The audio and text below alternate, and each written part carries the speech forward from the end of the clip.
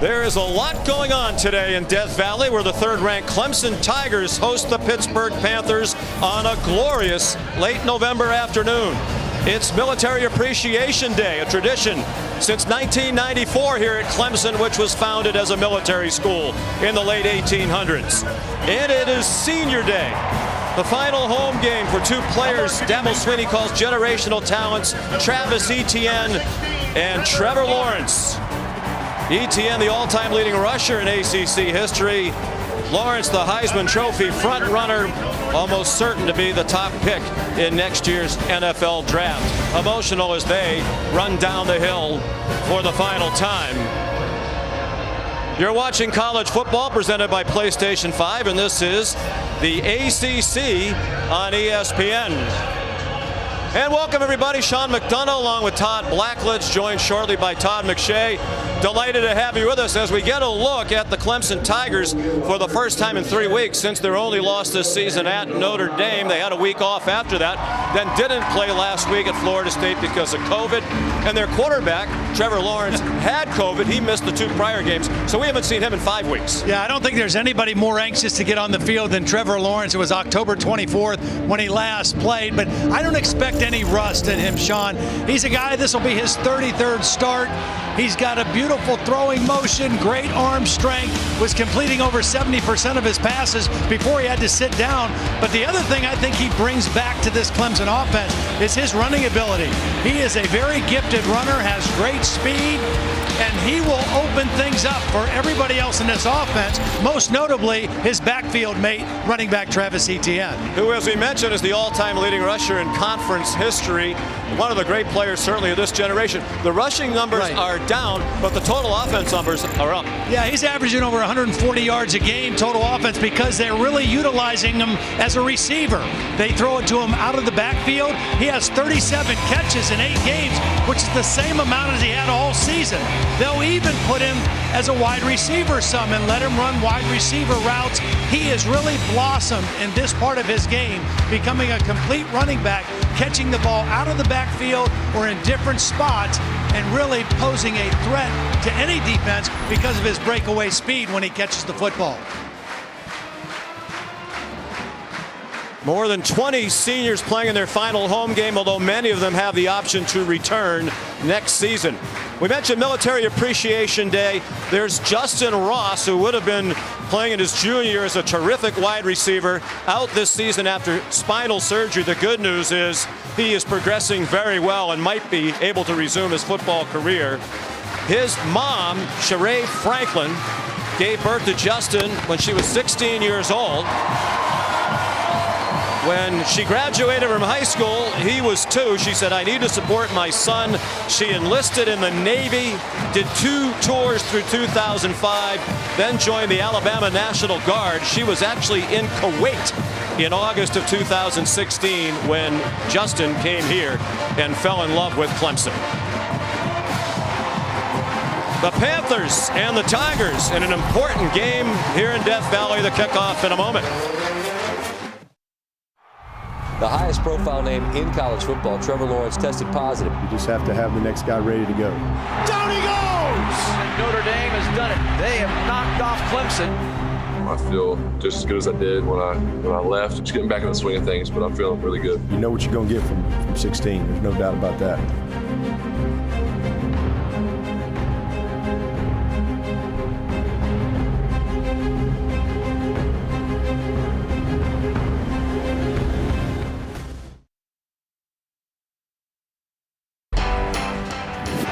The last time Pitt came here to Clemson, November of 2016, the Panthers 21-point underdogs. They pull off the upset on the 48-yard field goal by Chris Blue. It was 6 seconds to go. 43-42, the Panthers the winner. That was the last time these people witnessed a Clemson loss in this stadium. They have not lost since. 27 wins in a row, longest home winning streak in school history and the longest active streak in the country. One of the most memorable games in recent college football history, and down on the field for that one was our own Todd McShay.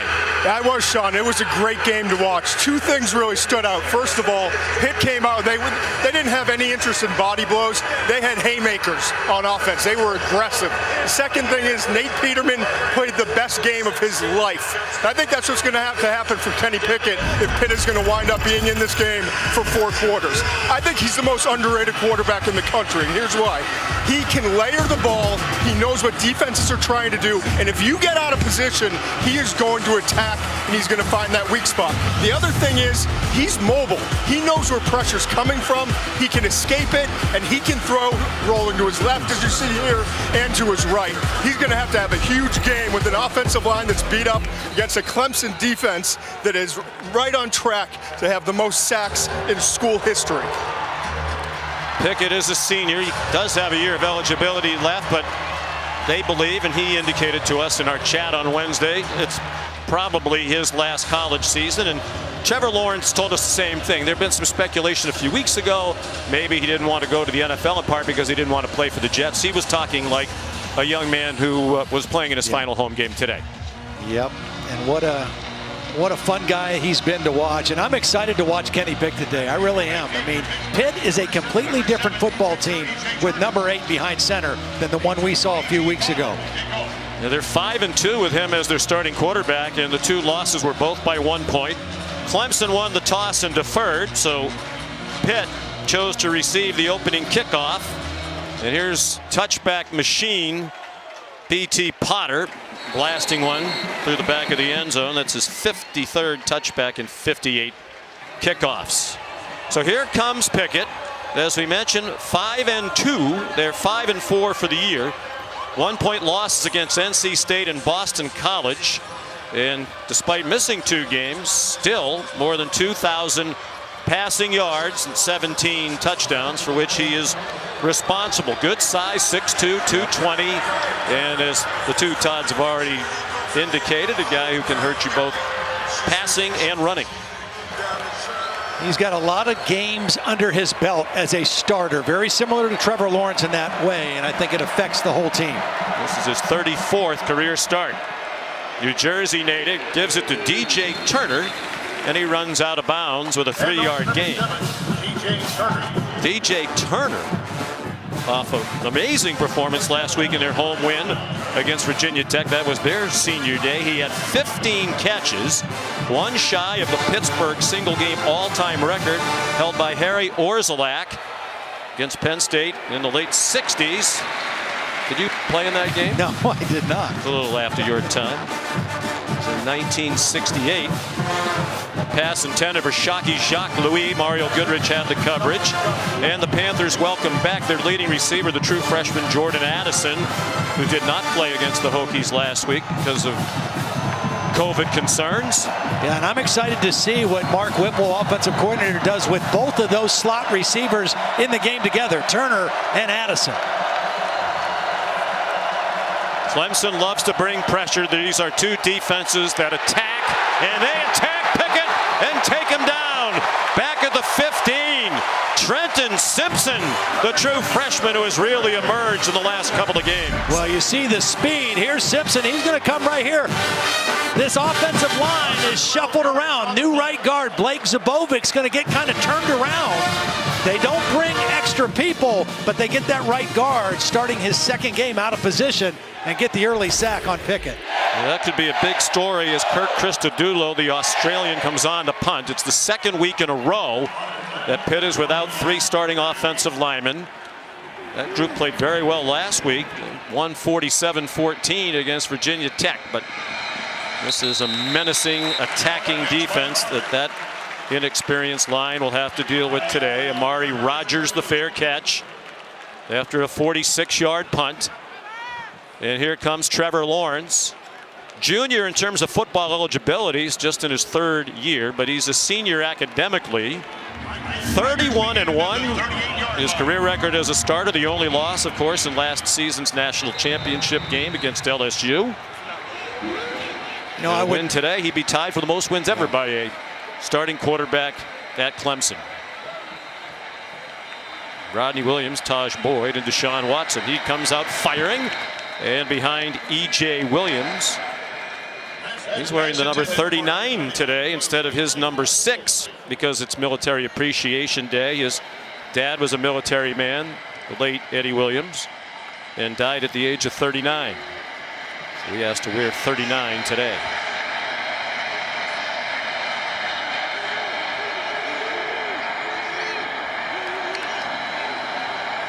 Lawrence is everything you'd want, including the size, 6'6", 220. Gives it to Etienne, who's to the 45-yard line. That'll bring up 3rd down and 3. Very manageable 3rd down. Again, the combination of Etienne and Lawrence in the running game, I think, is going to open things up for Travis today. Now, this Pitt defense is outstanding. Numerically or statistically, one of the best in the country, particularly at rushing the quarterback. You talked about Etienne as a pass catcher. They've got him split out wide now.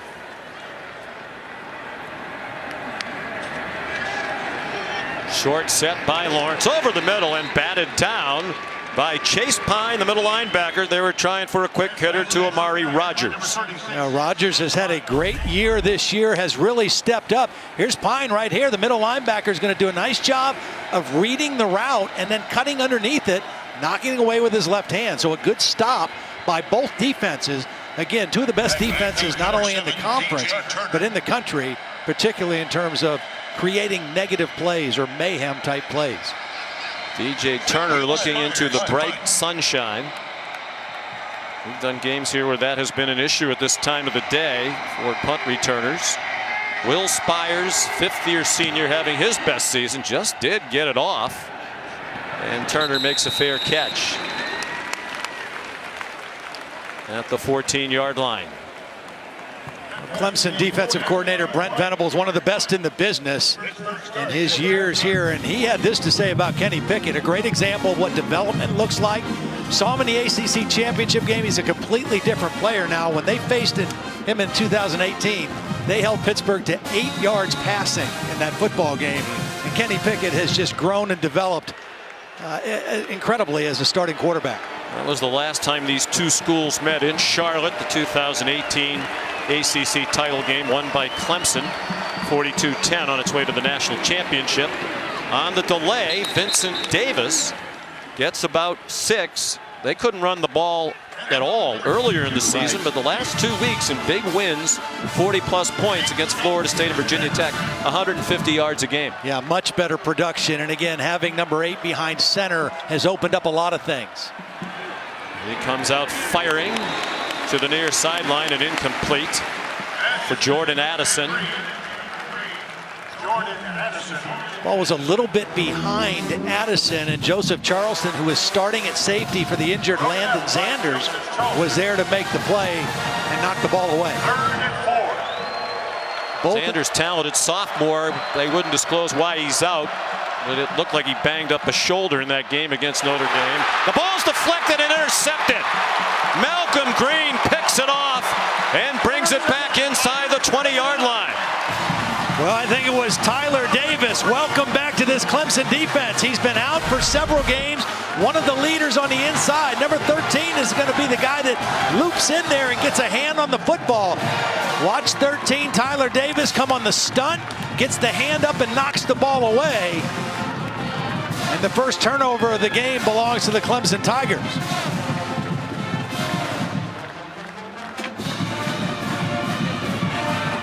It's the first career interception for the true freshman Malcolm Green. Richmond, Virginia. From the 16-yard line, great chance for the Tigers to take the early lead. Etienne, the running back. Amari Rogers could not break a tackle from Damar Hamlin, one of the best safeties in the country and the leader of that Pittsburgh defense. 1 yard pickup, going to be 2nd and 9. It's pretty good. Yeah, that's pretty good. Never thrown an interception in the red zone, and more touchdowns than incomplete passes.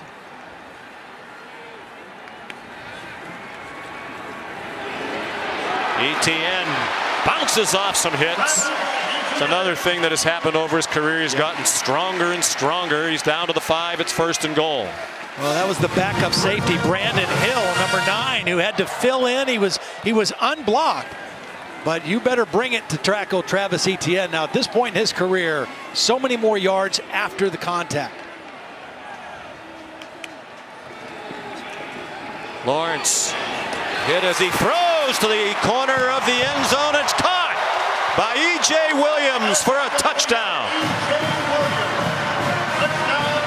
And there is a flag down. I think it was a late hit on Trevor Lawrence as well. Not going to matter. Going to decline that penalty and take the touchdown. There's no foul for roughing the passer. He's only plays a touchdown. Marcus Woods, our referee today. There's no foul. No foul on the play. Ball was gone. It was Cam Bright that was coming on the blitz. Kind of glad they picked that flag up, but an accurate throw nonetheless. Give your guy a chance to go vertical to make the play. Ruling on the field is a touchdown. A previous play is under further review. Progressive pylon Cam. We're going to take another look at it, but good work by E.J. Williams working on A.J. Woods.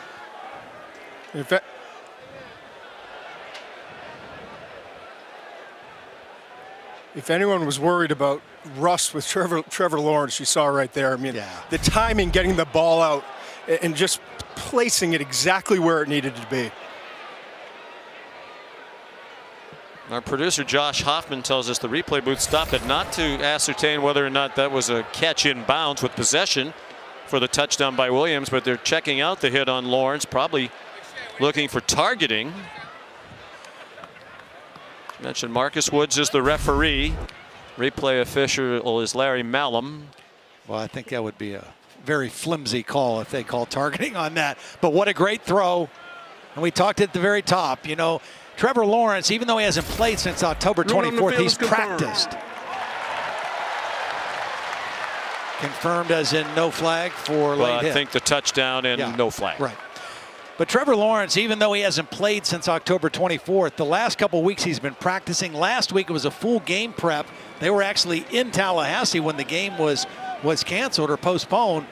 So he's ready to play. And again, this is his 33rd start as the quarterback here at Clemson. And a good start in this one for him today. And the first career touchdown catch for E.J. Williams. They think he has, in the words of Dabo Swinney, superstar type talent from the same hometown as Justin Ross. The extra point good off the foot of B.T. Potter.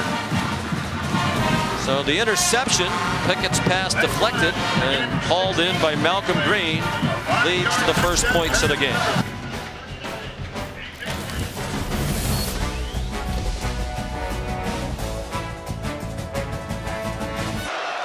Friends, as a reminder, you can watch today's game in 4K on DirecTV, Optimum, and Xfinity as part of the Samsung QLED 4K Game of the Week.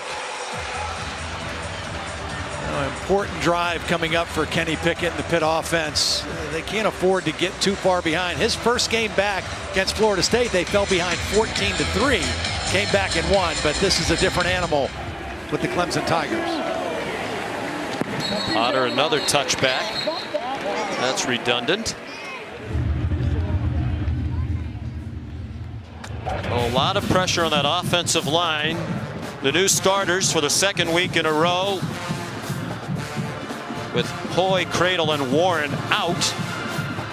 They have a combined 49 career starts. Their replacements, Carson Van Lin at right tackle, number 59, Matt Gonzalez at left tackle, 76, Blake Zubovic, right guard, number 68. Have 4 combined starts, and 3 of those were last week. That was, of course, entering today. A.J. Davis carries for 3. Well, the glue up there is the center, Jimmy Morrissey, the longtime starter. He's about as healthy as he's been, and he really is the signal caller, directs a lot of the protections, and he's a guy all those new players will be leaning on mightily today. Came as a walk-on. He's a 2-time team captain. The short pass incomplete. Trying to get it to Jordan Addison with Nolan Turner in coverage. And the problem for Pitt is that Clemson knows that they can't protect. So everything's short game, and all the corners and DBs are squatting on these short throws. It's going to be interesting to see what Mark Whipple, the offensive coordinator, does to try to counter this and get creative. 3rd down and 7. Pressure comes. Pickett has time, and it's over the head of his intended receiver. It was Trey Tipton. Well, we talk about the protection. This is a pretty good job. Now, they're going to bring pressure, but watch this offensive line and the backs do a nice job of giving Kenny Pickett time. They pick up the blitz. He steps up, and the defender never turned to find the ball, just not able to make the connection with Tipton. That's a pretty good throw against tight coverage, but another punt situation for the Panthers. Amari Rodgers back deep for the punt from Kirk Christodoulou. A bomb back to the 18, making a fair catch. Amari Rodgers. Back to the studio we go. Hello, Kevin Nagandi. Punt by Kirk Christodoulou. Traveled 53 yards. Tigers will take over at the 19-yard line.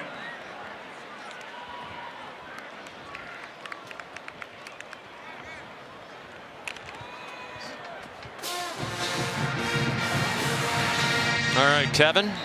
52-yard punt on a windless day. And how about this day? Oh, Thanksgiving weekend. It is 67 degrees and barely a cloud in the sky overhead. Some trickery. The shovel ahead to Rodgers. He broke a couple of tackles. Looks like he was able to shed a face mask as well. And he has a first down to the 37-yard line. No flag on the play. You see one of the real strengths of Amari Rodgers is his ability to have running back skills after the catch. Now, this is just a little toss, but you're not going to bring him down with arm tackles. He's a strong, built very low to the ground, and gets a lot of extra yardage. And he wasn't face masked. Looked like they just got him by the shoulder pads and spun him a bit. Lawrence given a lot of time. Open man, and it is caught. What a courageous catch by E.J. Williams. He had to know he would get belted, and he did. It was Eric Hallett who lost his helmet while delivering the hit. Well, we talked about this Pitt pass rush. They're held out a lot of time. E.J. Williams just finds a crease down the middle of that defense. Knows he's going to get hit by Hallett. Hangs on to the football. 2 big catches in the ball game for E.J. Williams. Hallett's been playing for Paris Ford, who opted out after they got hammered by Notre Dame. Lynn J. Dixon, the stand-in for ETN, gets a couple on his first carry. Well, see that kind of catch going vertical, extending his body. That's what has the coaches so excited and thinking he reminds them of Justin Ross. 6'3", 190 pounds, same hometown, same kind of body control and ball skills. That generates a lot of trust, too, for your quarterback.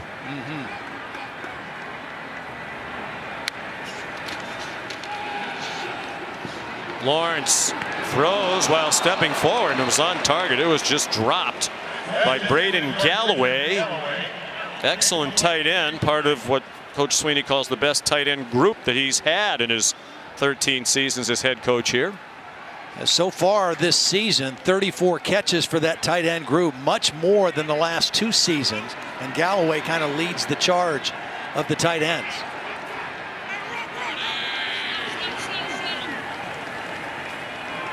Third down and 8. They are in field goal range for B.T. Potter. Lawrence again managed to sidestep the rush, buy more time. Short throw, but it's out of bounds. Again intended for Galloway. I'll tell you what, I love these 2 defensive ends for Pitt. Rashad Weaver and Patrick Jones. Watch Jones now. Watch him hustle on this play. He leads the team in sacks. He doesn't get to the quarterback, but watch the hustle and chasing Trevor Lawrence. Lawrence has to settle for that throwaway because of the hustle play by Patrick Jones. Will Sweeney to hold. There's B.T. Potter having an excellent year, 14 out of 18. Both of these kickers in this game, Potter and Alex Kessman with Pitt, have very strong legs. Yeah, that's a 9-iron for Potter. Good from 46 yards. So a fast start for Clemson in its first action in 3 weeks.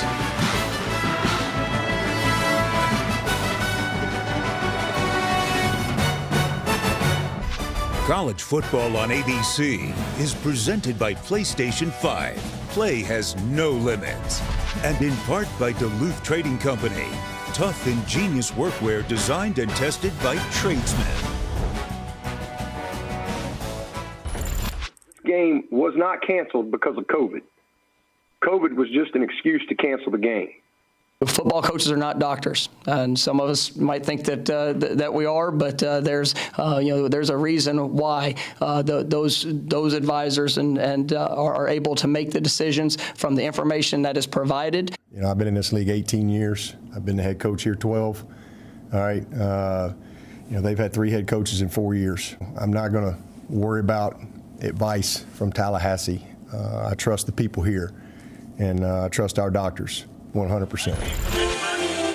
Well, we mentioned a couple of times Clemson hasn't played in 3 weeks. As you could tell, Dabo Swinney very disappointed when they didn't play last week in Tallahassee against Florida State. The game was called off just a couple of hours before the scheduled kickoff when a Clemson player tested positive for COVID-19, a test that was taken the day before on Friday before the team left for Tallahassee. BT Potter kicks off. Clemson leading Pitt 10-0.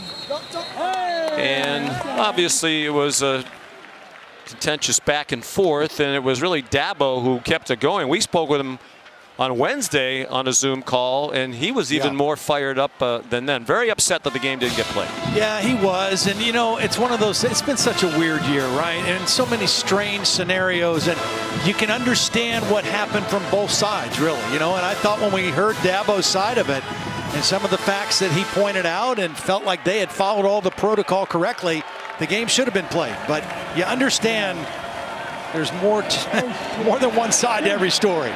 Flea flicker into double coverage, and Pickett's pass is intercepted by Andrew Booth. Second interception in the first 6 minutes of this one, thrown by Pickett. Well, Andrew Booth is right here. And watch, as he drifts back, his eyes are on the quarterback. This is zone coverage. And so once he sees he has no threat in his deep part of the field, he just reads the quarterback and goes, and he becomes like a free safety and makes the play in the middle of the field. That wasn't necessarily his coverage responsibility. The guy in coverage was Tyler Venables, the freshman safety. But in this case, the corner became the safety and got the interception. Well done by Andrew Booth. Second interception of his sophomore season. Lawrence after the run fake. Out wide to Amari Rogers, who gets slammed down by DeMar Hamlin. It's a gain of 5. I tell you, I love watching DeMar Hamlin play. I think he's one of the best players in college football. He's a little undersized as a safety at 6'1", 195, but he's fearless, and he's a great tackler. I mean, you know he can cover, and in this defense, they asked their safeties to play a lot of man coverage, but it's his reckless and fearlessness in the run game that impresses me. Lawrence has a man open. It's Cornell Powell having a terrific season as a fifth-year senior. That's his 32nd catch of the year. He had a total of 40 through his first 4 years in the program entering this year. Yeah, really amazing to see. And really, you know, they've had injury issues at wide receiver, and to see the way that Powell and Amari Rogers have stepped up this season has been outstanding for this Clemson offense. There's no Justin Ross this year. He's been outstanding the last 2 years. They had T. Higgins, who's gone on to the NFL. Powell waited his turn behind some outstanding players. ETN out of bounds at the Pittsburgh 43-yard line. Well, they've got a couple young guys, and Frank Ladson, number 2 there. Joseph Ngata, number 10, that they really have high hopes for, but have just not been able to play a lot so far this year. Ladson out with a foot injury. Ngata had minor surgical procedure. And with Ross, T. Higgins, and DeAndre Overton, they lost 2,400 receiving yards from a year ago. By the way, Ngata had an abdominal issue, That's why, if you don't have abs, you Oh, don't have to boy. worry about it. They're going to try their own flea flicker, and this one's going to work for a touchdown. Lawrence to Cornell Powell.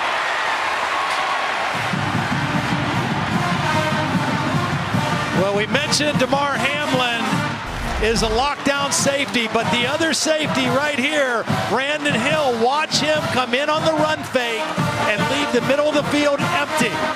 He's coming in, Cornell Powell runs right by him, and that's his coverage responsibility. He's in there because Paris Ford opted out. He's a young, talented guy, but he got beat on this play. His eyes were in the wrong place, and Trevor Lawrence made him pay. Pittsburgh's aggressive on defense. They play a lot of man-to-man. A lot of times there's just some people wide open.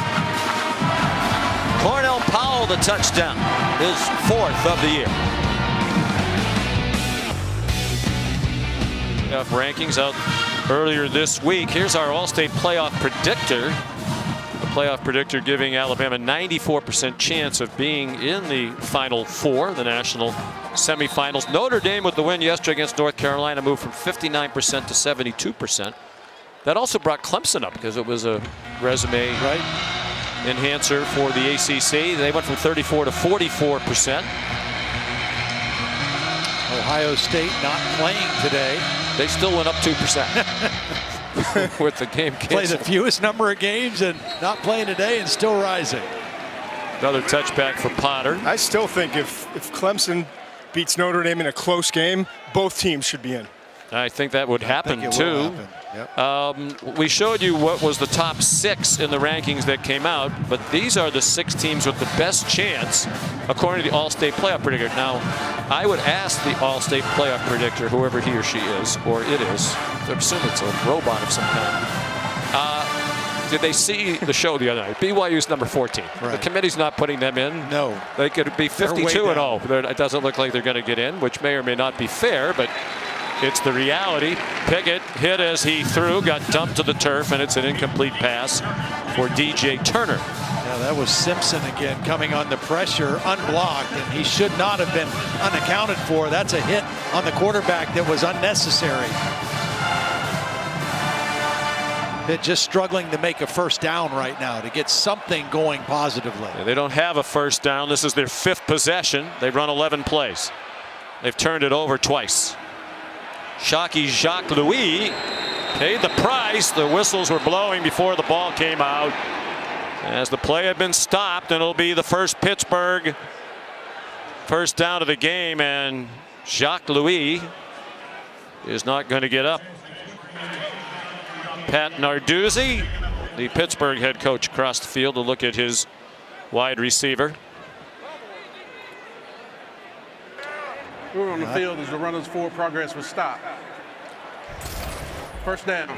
Saw James Skalski, the linebacker, back in there. That's great news for Clemson. Just as Trevor Lawrence is the quarterback of the offense, Coach Sweeney said Skalski is the quarterback of our defense.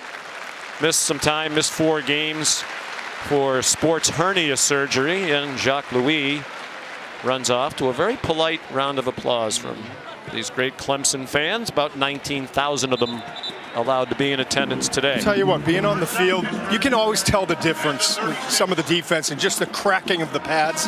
This Clemson team is playing hard defensively. They're rallying to the ball and they are finishing. Now, this is an angry, hungry football team, that didn't get to play last week and is out to avenge their loss to Notre Dame and prove what they are. And there's another pick. And that's off the hands of Jared Wayne. You have to put that one on him. Mario Goodrich intercepts. This is the receiver all the way. Just a lack of concentration. It's a well-thrown ball by Pickett, a little high, but certainly catchable. And Goodrich with the interception. And when we talked to Pat Narduzzi, he was lamenting about the losses to Miami and Notre Dame, talking about giving the short field to our defense. Our defense played really well, but you put them in a bind 3 times in both of those games. Here's the second short field that Clemson has against this Pitt defense because of turnover. And how about the freshman, Brian Brzee, number 11? The pressure that he got really created that turnover. First interception of the year for the junior from Kansas City, Missouri. Goodrich, Lawrence, acrobatic catch. Ball thrown behind Amari Rogers, but he hauled it in at the 18-yard line. Well, it's thrown behind because Servassier Dennis is going to get great pressure, and Lawrence just has to unload the football. But what about the adjustment in the air by Amari Rogers? I was standing right here, Todd, and I couldn't believe that he was able to stop his body, get back, and make that catch.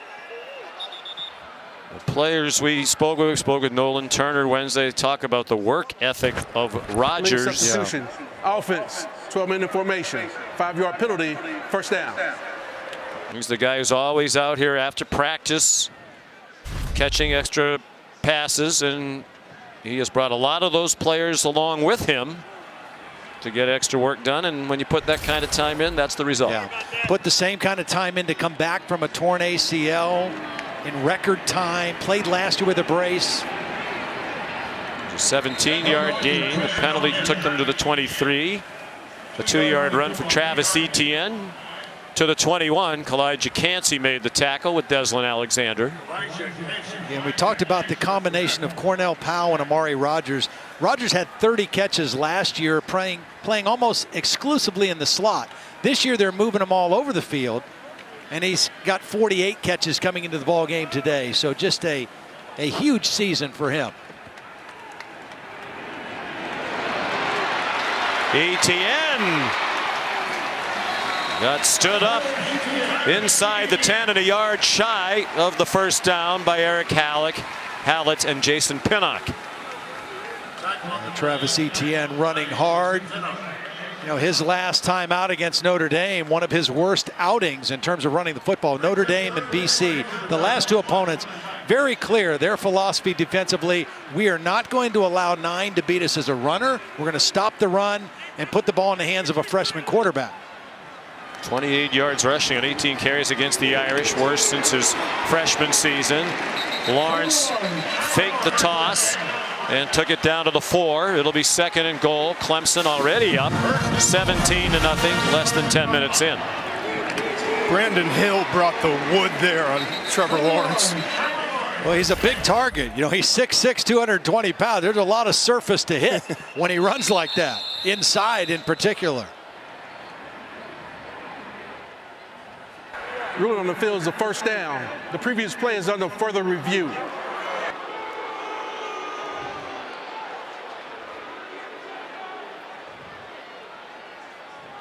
Apparently they're going to take a look at it for a possible targeting call. Well, Todd McShay mentioned Brandon Hill, the big hit, and that might not have been a legal hit. Let's welcome in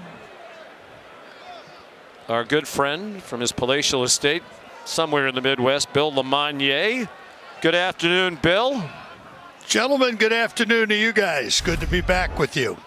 The hit on the quarterback here, there is a crown of the helmet hit, but I see him in a wrap-up position. I don't see him attacking and trying to lead with the helmet.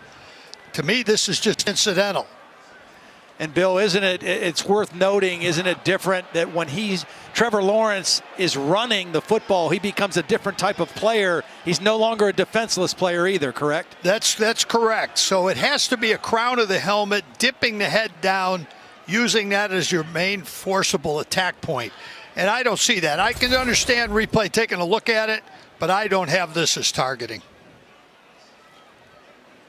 And based on your explanation, I think we agree. Todd and I agree. But when you see it replayed, and you could hear the crowd oohing and ahhing a couple of times as they saw it replayed, it looks bad, but not illegal. I'm very envious of Bill right now getting to wear a hoodie during the broadcast. I mean, I wear a hoodie about 6 days a week, you know, and it's my favorite comfort wear. And Bill looks very comfortable at home working with us today. I had to be, Todd. I got off an airplane this morning, got on an airplane at 6 in the morning to come back from North Carolina. So I'm trying to chill out here. Attaboy. It's good to have you. Good to have you with us. I just think he's trying to hide those extra Thanksgiving pounds. Could be. Are we all? We're wasting Bill's movie star good looks today, too, by not having him on camera. I know we're trying to save some money. It's a budgetary issue. After further review, targeting, defense, number 9. Oh, wow. Number 9 is disqualified. Half the distance to the goal, first down. Well, it's an unfortunate penalty for Pitt for a couple reasons. Number one, they're already a little bit down at that safety position. Brandon Hill, the starter today. Eric Hallett will come back into that role alongside of DeMar Hamlin. But as we discussed, I mean, you could have seen it going the other way also. Whatever Billy Lemon says, that's what I go with. ETN, another touchdown. Touchdown. From 2 yards. Behind up. And so far, at least, no shades of 4 years ago when Pittsburgh comes to Clemson. No. Boy, Jordan McFadden, the right tackle, with just an incredible block. I mean, these two tackles, McFadden and Jackson Carman, the left tackle, outstanding. Potter, the extra point. ETN's now rushed for a touchdown in each of his last 7 games. He has scored at least 1 touchdown in 44 of his 52 career games. No other player in college football history has scored in 44 different games, a touchdown that is. All-time leader in rushing touchdowns, yards from scrimmage, and scrimmage touchdowns in the ACC. Broke the record of Ted Brown from NC State that had lasted a couple What of I love is the fact that he came back and he's playing. I mean, with all of these guys opting out, he got a 2nd-round grade by the NFL Advisory Committee, and that wasn't good enough for him. He wanted to come back, get bigger, stronger, improve his pass protection, and improve as a receiver, which he's done all of those things. And now he's going to be a 1st-round pick. I think he's the #1 running back in this upcoming draft class. Wow. I love what he's become as a receiver. I mean, his first 2 years, he only had 17 receptions. And he had 37 last year in 15 games. And he's got that many coming into this game in 8 games. So he has just really taken every part of his game to the next level, and that work has paid off. 38 catches this year. Potter must be getting leg weary already. 4:55 to go in the opening quarter. Another touchback. Tonight, 7 p.m., the team that was number 5 in the first installment of the college football playoff rankings, Texas A&M against LSU. Rivalry that's become a little feisty in recent years. 7 Eastern time on ESPN and the ESPN app. A&M playing for the first time in 21 days due to COVID issues. 18 more games canceled around the country today. Pickett on target to Jordan Addison, spun back at the 31-yard line, a gain of 6. So interesting for me to watch what Clemson has become defensively with Brent Venables, and it all depends on the personnel. A couple years ago, they had those 4 defensive linemen that were all NFL. They were strictly a 4-down team. They don't play that way anymore. Pressure with a 4-man rush, and Pickett did well to scramble back near the line of scrimmage, trying to scamper away from Niles Pinckney. Primarily now they are a 3-man look. That doesn't mean they'll rush only 3, but they line up with 3 defensive linemen. They bring linebackers, they bring safeties. They've become much more of a blitz package team to create the problems they do defensively, and it's all based on the personnel that they have.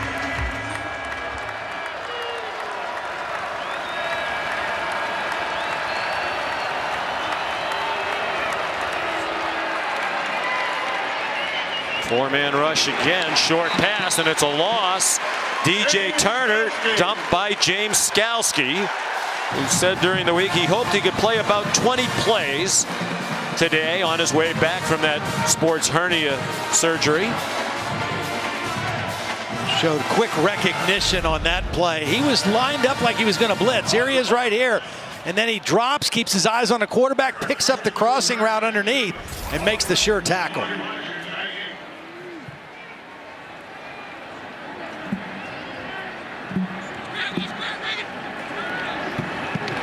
Christodoulou just did get the punt off. Another high hanger and a fair catch made by Amari Rogers. Reagan Upshaw almost blocked the punt of 50 yards. Here's the Cheez-It Crunch Time, brought to you, ironically enough, by Cheez-It. Well, pressure forcing the ball out by Kenny Pickett. We got a deflection by Tyler Davis. That led to the first interception in short field. Then the flea flicker, they thought they'd fool him. It did not fool Andrew Booth, who came over and got the interception. And here's the third one. Off the tip pass. You don't put that one on the quarterback, but the bottom line is Clemson has capitalized on the mistakes of the Pitt offense. They scored touchdowns after all 3 interceptions. Flag before the snap. False start. Offense, number 65. 5-yard penalty, first down. The left guard, Matt Bockhorst, one of 4 first-year starters on that offensive line. Only returning starter, the left tackle Jackson Carman. They lost 4 seniors to graduation from an excellent offensive line that went to the national championship game last year. Amari Rogers trying to run away from Damar Hamlin. He managed to cross the 30. And it is a first down, chased out by Marquez Williams, a cornerback. And when you go back and chart, and this is quite a matchup, 3-on-3, but when you go back and chart how Clemson is using Amari Rogers, you see the stiff arm there, they move him left and right, slot or outside. A very different role this year for Amari Rogers. 5 catches for him in his opening quarter, 53 for the year. Men wide open everywhere. This is Brandon Spector into Pittsburgh territory at the 42-yard line. 23-yard gain. That is already the 3rd pass play of 20 yards plus given up by Pittsburgh in this opening quarter. Kirk Herbstreit mentioned it on game day this morning. They came in having given up 32 pass plays on the year of 20 yards or more.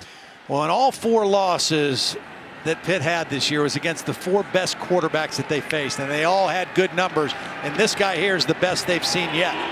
Lawrence with single coverage, fires for Powell, who makes the catch along the sideline. Running step for step with Jason Pinnock. It's first down, Clemson at the 17. Beautiful job by Powell going up, strong hands. He goes up and high points the ball over Pinnock. That's pretty good coverage, but just a nice effort by Cornell Powell. You know, he's trying to get over 100 yards for the 3rd game in the row, which would be another tie a school record. Just what a great year for him in his 5th year as a senior. You did some work while I tried having that turkey and stuffing a lot of other things. Lynn J. Dixon inside the 10. Cam Bright the stop for Pitt. We're down to 1:20 to go. In a very impressive quarter for Clemson and another disaster for Pitt against a top 5 opponent. They got blasted by Notre Dame when Notre Dame was number 3. They met earlier this year. Lynn J. Dixon first and goal as he advances to the 2-yard line, perhaps the 3. Patrick Jones made the stop for Pitt. They'll put it actually on the 4. Clemson going with some tempo. Pitt trying to substitute some of their defensive linemen.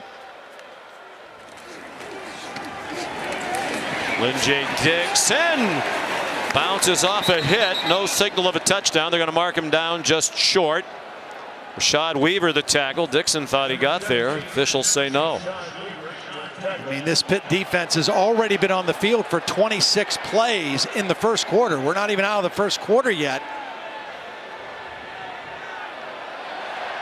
You saw Dixon and Lawrence signaling touchdown. They looked up at the big screen in the end zone that they are heading toward, right at the top of the hill, which they run at the beginning of the game. Crowd keeps waiting for the inevitable replay stoppage to call it a touchdown. There is none. And that's just a formality. Lynn J. Dixon makes it 30-0 in the first quarter with a 1-yard touchdown, his first of the year.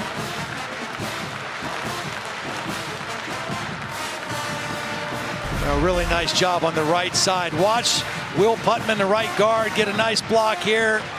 And the right tackle, he's in there at this play, is a true freshman, Walker Parks, number 64. Like that hole open up. 56 and 64 doing their job in there, and Lynn J. Dixon, the easy touchdown.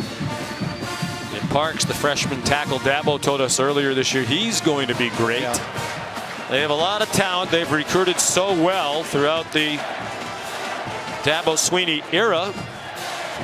And as a result, they've won 2 national titles, 5 straight outright ACC championships, and perhaps on a collision course with Notre Dame to play for another ACC title.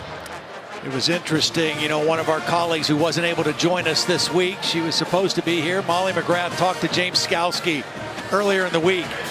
And one of the things that James Skalski said was when he was on the sideline of that Notre Dame game and the game ended and the fans rushed the field in South Bend, that he and Trevor Lawrence kind of looked at each other and said, we need to get another shot at these guys. With that's them where they're heading. In uniform. Yes. Instead of watching from the sideline. Well, this is Clemson's highest scoring first quarter ever.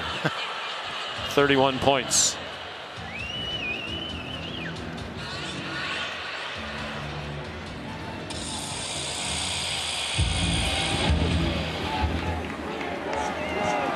I wonder what the record for touchbacks in a quarter is by a kicker. We may be looking at that too. Here's Kevin Nagandi. I imagine, Kevin, there are closer games somewhere else than this one.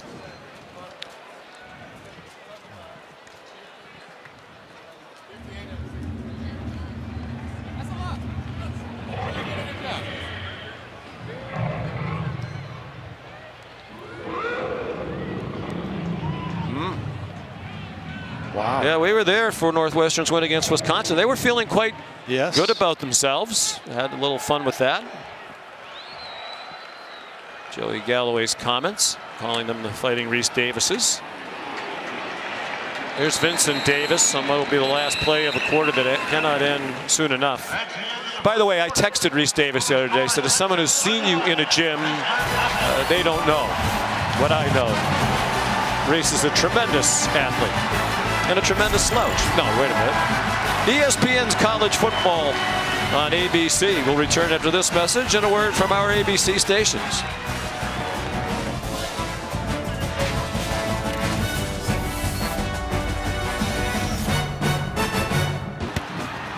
This season, for every field goal and extra point made by participating universities, All-State will make a general scholarship fund contribution to the participating university. Thank you, All-State. Read that wrong. Hope I somewhat rescued it. Military Appreciation Day on the campus of Clemson University. It's a wonderful tradition. Of course, traditionally, Todd, this is the weekend where they have their non-conference in-state battle against South Carolina. That's right. Which had been played for 111 consecutive years, but the SEC decided this year no non-conference games because of COVID. I think Pittsburgh is wishing it was South Carolina that was here today instead of them. Kenny Pickett throws on target. Jared Wayne upended by Tyler Venables, one of the 2 sons of Brent Venables and his wife Julie. Both of sons are on this Clemson football team. Yeah, both have played really well. I mean, Jake Venables had to play a lot because of the injury to Skalski, and Tyler Venables, a true freshman, was a talented high school quarterback, can really run. Obviously understands the defense too. Pickett under duress again and taken down by Tyler Davis. They certainly missed him when he was out.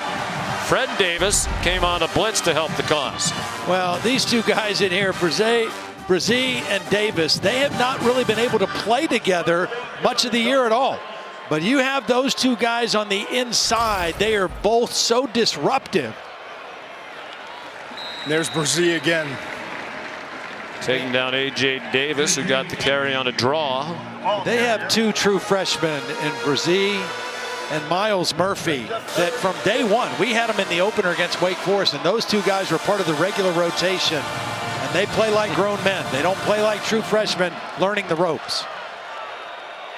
Pickett had to pull it down, chased from behind, throws over the head of DJ Turner, who looked like he wanted no part of catching that ball as it came near him. Maybe he knew it was just too high all along. Well, right now, Clemson obviously playing coverage. That's why Kenny Pickett didn't get to throw the football from the pocket, had to leave the pocket. 3-man rush, dropping 8. Long yardage situation. Very difficult for any quarterback to operate in. This guy's been busy. He's been the star of the first half for Pitt. Him punting and B.J. Potter kicking it out of the end zone. They're kind of battling each other. Will take over at the 21. Mari Rogers, fair catch, 39-yard punt. Trevor Lawrence tested positive for COVID in late October, has not played in 5 weeks. They went 1-1 without him. They had to rally from 18 down to beat Boston College. Lost in double overtime at Notre Dame. Then an off week that was scheduled. Then the cancellation at Florida State last week. So here he is, showing no signs of rust. ETN, nice patience. We talked to Pat Narduzzi yesterday. He said, it's ridiculous to me that Trevor Lawrence was the Heisman Trophy frontrunner. He gets sick, and there's a lot of people getting sick. Right. And all of a sudden, he's not the best player in the country anymore. Right. I mean, there are others who are having great years, but he's the best player in college the best football. player in the country, and Pat Narduzzi, and Todd McShay, and me, and Todd Blackledge. It's Trevor Lawrence. Yeah, he's still the best player in college football. And you know, I just loved talking to him earlier this week. Whoa! It looked like holding. Like a little grab of the jersey to knock that ball away. Is there not a flag there? By Marquez Williams. There has to be a flag, does it there? I mean, that's a grab and a yank and a pull. And yeah, that's pass interference if I've ever seen it. Not called, I guess 31-0. They're not going to make that call. 3rd down and 6.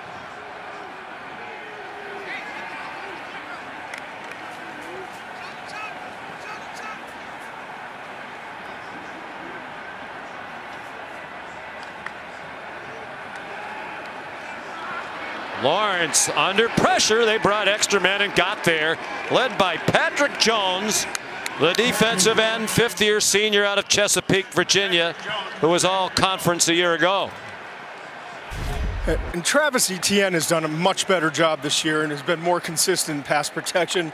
But there, I thought he could have done a better job, really. He just kind of got in the way instead of really getting aggressive and squaring up. Yeah, and Patrick Jones with an incredible move to the inside, showing his quickness. But you're right, he could have done a better job blocking Philip Campbell, the linebacker, who came on the outside pressure. Spires with a short punt. DJ Turner, they couldn't yank him down by the jersey. They do around the legs. Niles Pinckney made the tackle. So good field position. That's a positive for Pickett and the Panthers. When we come back, college football presented by PlayStation 5.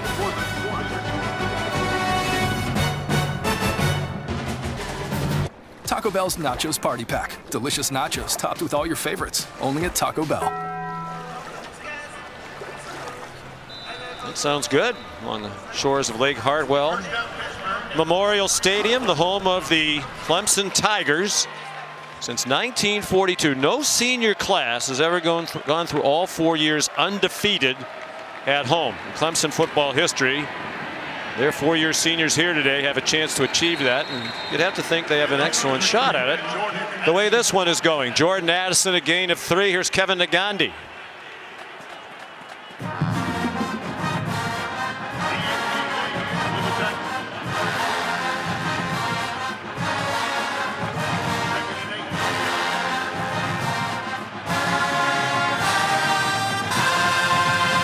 Here 31-0 Clemson, just the second snap in Clemson territory for Pitt. Low pass, and Vincent Davis couldn't scoop it off the grass. It'll be 3rd down and 8. I was listening to Mark Whipple, the offensive coordinator, talk to Kenny Pickett, the quarterback for Pitt. And he was saying, you know, I get it, we're getting pressured, but we got to hit a go. Meaning we got to throw the ball down the field, we got to take a shot. And they just haven't had the time to do it so far. They also told us, did Coach Whipple, that they wanted to play at a very fast tempo. They certainly haven't been able to get that established here today either. Pickett with surgery on his left ankle after he was injured at Boston College, shows that he's getting the speed back. He runs for a first down to the 22. Yeah, the surgery on his left ankle. When he played his first game back against Pittsburgh, the coaches just wanted to try to get him through the game without getting hit. Really tried to take care of that ankle. He felt better last week against Virginia Tech, and he looked pretty good on that one. But Sean, to your point of wanting to play fast, the only way you can do that is you got to make some first downs. That was just the third first down of the game for Pittsburgh. Trying to get it to Jordan Addison. Flags fly from everywhere. Anthony Williams had coverage for Clemson.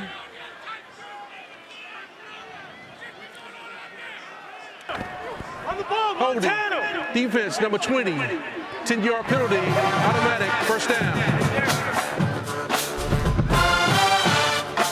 Number 3, Jordan Addison is the intended target. There's the reach in the pool. It's pretty obvious. Narduzzi's screaming that they've been doing this all day. I don't think this is one of those, as a coach, you're going to blame the officials after the game. If it stays like this. Pickett takes off running again, scampers out at the 6-yard line. Kenny told us he had the same procedure that Tua Tagovailoa had a couple of years ago. They're Pickett's parents, Ken and Casey. Ken was an All-American linebacker at Shippensburg, is in their Hall of Fame. Casey played soccer at Kutztown, so Kenny has athletic genes. And he said, I wanted to come back faster than Tua did. He basically had ropes put into his ankle to kind of hold it together. He came back one day faster than Tua Tagovailoa did, according to Kenny. That's, relying on his accuracy. I'm sure Tua was 27 days and he was 26 days. Right? The game within the game. Very competitive kid.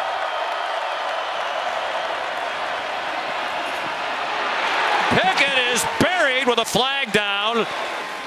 Balin Spector. It's going to be against Pittsburgh. He's looking as the referee, Marcus Woods, at Dabo, and saying probably want to turn it down because of the sack. Number 59, 10-yard penalty, second down. Well, I guess not. Well, so much pressure again. They've got you right. First of all, Charleston, the safety, he's going to come from here. Here's Spector. He's going to come unblocked on the inside. Kenny Pickett nowhere to go. Can't step up in the pocket when the pressure comes from inside. There's the penalty on Carson Van Lin, the right tackle. Why'd they take the penalty? Correction. Clemson has decided to decline the penalty. It'll be third down. Essentially would have been the same lost yardage, and the down counts now rather than replay the down with the penalty. So. Right.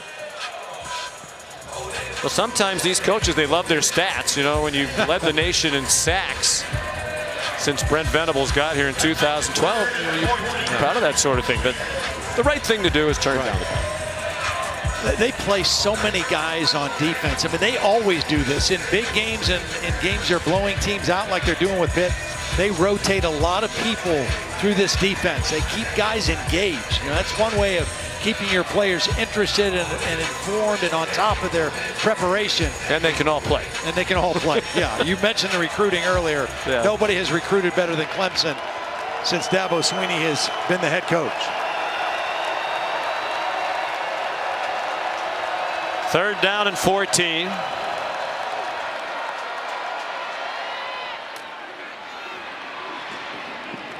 Jared Wayne chopped down short of the first down at the 5-yard line. Sometimes we've talked to coaches, Sean, and they have said they get to backups and they say, well, this guy here, he's just a guy. You don't hear that about any of these Clemson players. They don't have any just guys. Can I ask a question? question? Would be starters on. No, you got to go for it, Todd. That's your question. What does 3 do for us? Yeah, this, 4th and 3, you're down by 31. You're going to kick a field goal. All right. 4-score game. Get off the schneid there, but they're within 28 on a 23-yard field goal by Alex Kessman.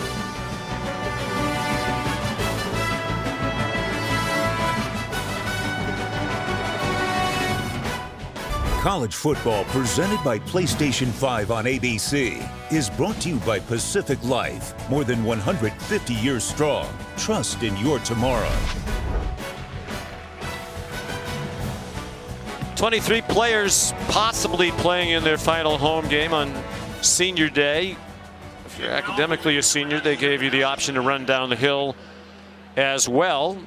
Trevor Lawrence, academically a senior, football eligibility a junior, participated because this is almost certainly his final home game. The senior class trying to win its 28th straight home game and go undefeated over the last 4 years here at home. They'd be the first senior class to do that. This facility opened in 1942. Touchback from Alex Kessman. This senior class, as we mentioned, undefeated at home. 3 times the ACC champions.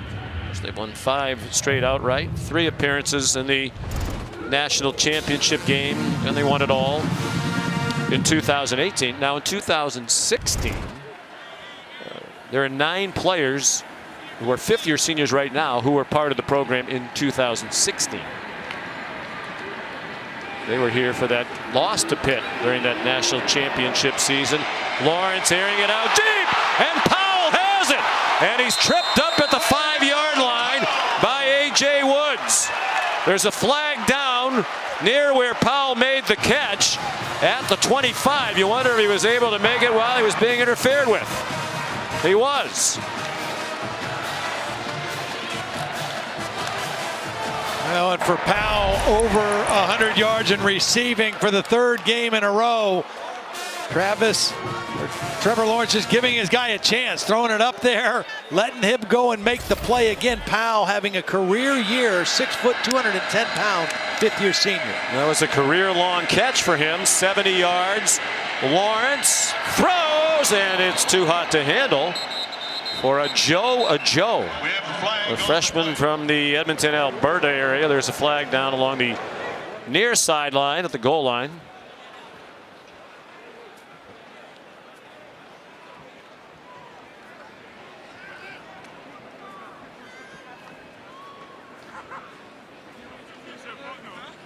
Right. Eligible man downfield, Pat Narduzzi being given the choice. Thought one of the most interesting things that Trevor Lawrence told us the other day when we talked to him on the phone. Downfield. Offense number 54, 5-yard penalty, first down. You know, he's a guy who has not missed many games in his career, high school, college. He's been a starter most of his life, but when he was out for that Notre Dame game and preparing, knowing he wasn't going to play, said he really got a great appreciation for what everybody else in that quarterback room goes through that's not starting. You know, and I think in the long run that'll actually pay dividends for him too, just in his understanding of the game, appreciation. If he is ever in that situation again, I don't anticipate he'll be a backup at the next level either. No.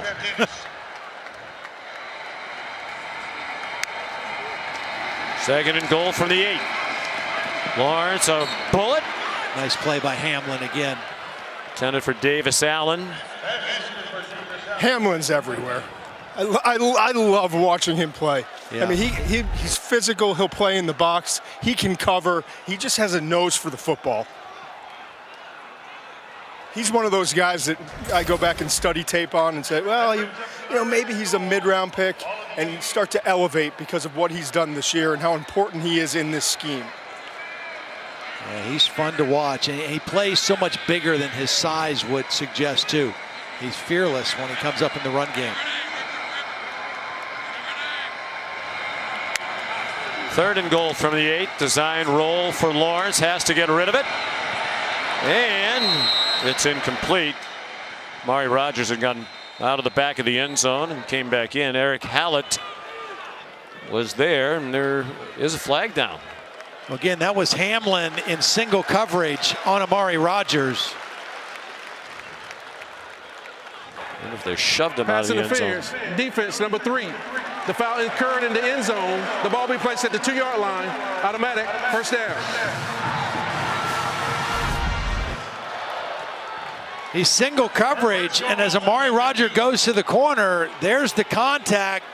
Ball's in the air, and that's why they called the penalty. Hamlin not aware the football was thrown when the contact was made.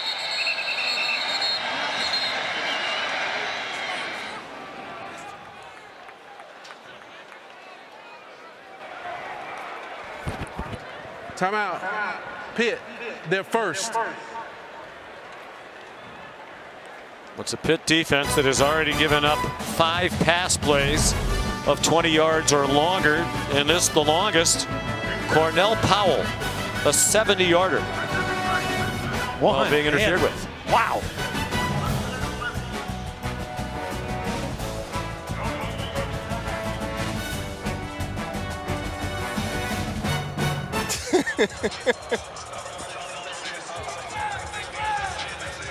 Back in Clemson, South Carolina, Tigers up 31-3 and have it first and goal at the Pitt 2, 8:10 to go first half. Lynn J. Dixon. The pile gets pushed. He kept driving. No signal yet of a touchdown. Now there is.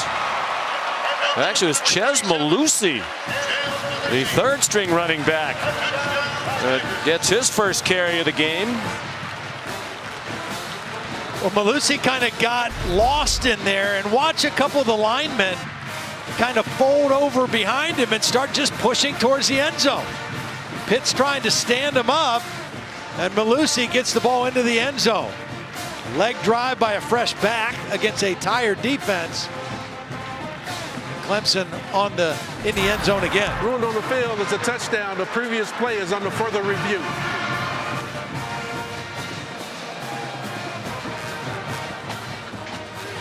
Chez Malusi, another highly recruited player, 4-star recruit out of Naples, Florida, has battled some injuries. Well, the only thing this could have been was forward progress called, because I don't think you can see that he touched the ground. And I go back to the intent of replay when it came in a long time ago to correct obvious errors. You know, everybody singing the bar would say, wait a minute, that guy was out of bounds. Oh, yeah, we need to fix that. Is this the purpose of replay in a 37-3 game? I don't think so. Bill Let's ask Lamagnier, Bill. I'm starting to get cranky. Rescue me from myself, my friend. Well, I want to tell you, I go back to when replay came into college. The ruling on the field stands. Yeah. When I came into when replay came into college football, I was still on the field. The replay rules were on an 8x11 sheet of paper, and it was actually called replay protocol. Now it's expanded into a Rule 240 casebook plays. I think it's gotten too complicated. I think we need to go to coaches' challenges for reviews. But Amen. There was no need in this game here with the score the way it is to slow it down and stop the game. Amen. Amen. Bill Lamagnier for president. Except I do not like the word protocol. I think most Americans dislike the word protocol. We should be able to mitigate the situation better, though. And by the way, this is a conference, not to have inside baseball or football here, that is asking us to speed it up going in and out of commercials. But then they take that minute of our lives for something that's completely meaningless. Hey, Blackledge, you got your hands full in the second half, bud. What's that, Todd? You got your hands full in the second half. Yes, I do. And I don't know who Blackledge is going to be working with next week after that little soliloquy, but I'm sure he or she will be wonderful. I'm just trying to speak for America, the football viewing public. Bill Lamagnier for president. I think you represent America very well, Sean. Very few things in life that I enjoy more than a wound-up McDonough. 5 touchdowns from 5 different players for Clemson. There's been a field goal as well. They've outgained Pitt 329-59. They're winning the turnover battle 3-0. Still 8 minutes to go in the half.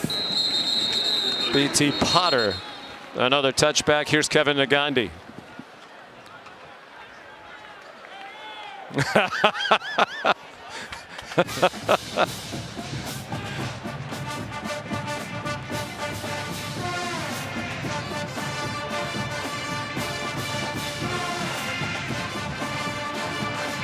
11, 12, 13. I don't think he made it under the 10-second wire. Nobody's watching that game. That's why Kevin keeps doing the cut-ins from it. Vincent Davis. Ooh, got stood up by Nolan Turner. Another one of those seniors. The story's been told often. Late scholarship offer by Dabo Sweeney. He's from Vestavia Hills, Alabama. His dad, Kevin, terrific player at Alabama. When Dabo gave him a scholarship, a lot of people said, oh, you're just giving a scholarship to your friend's son, and Kevin Turner was dying of ALS. I think Nolan Turner has proven all of the doubters wrong. He's become a staple the last few years of this team. Yeah, he's just gotten better and better. You know, he played 31 snaps against Pitt in that ACC championship game a couple years ago. Of course, he had the big interception that sealed the victory against Ohio State last year in the Fiesta Bowl semifinal game. Pickett forced to retreat again, finds some time. There's a flag down, thrown after Pickett had thrown the ball. It's a completion to Vincent Davis. There's a face mask penalty on the right tackle. Offense number 68. That penalty is declined. 4th down.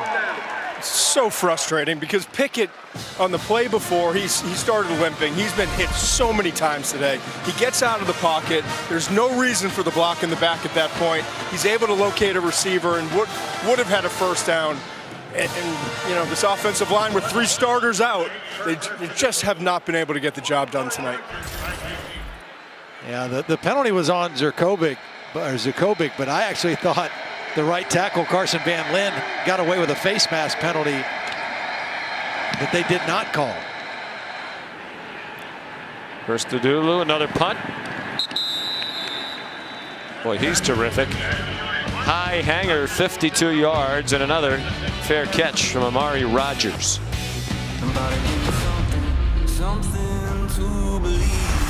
ESPN, home of the college football playoff.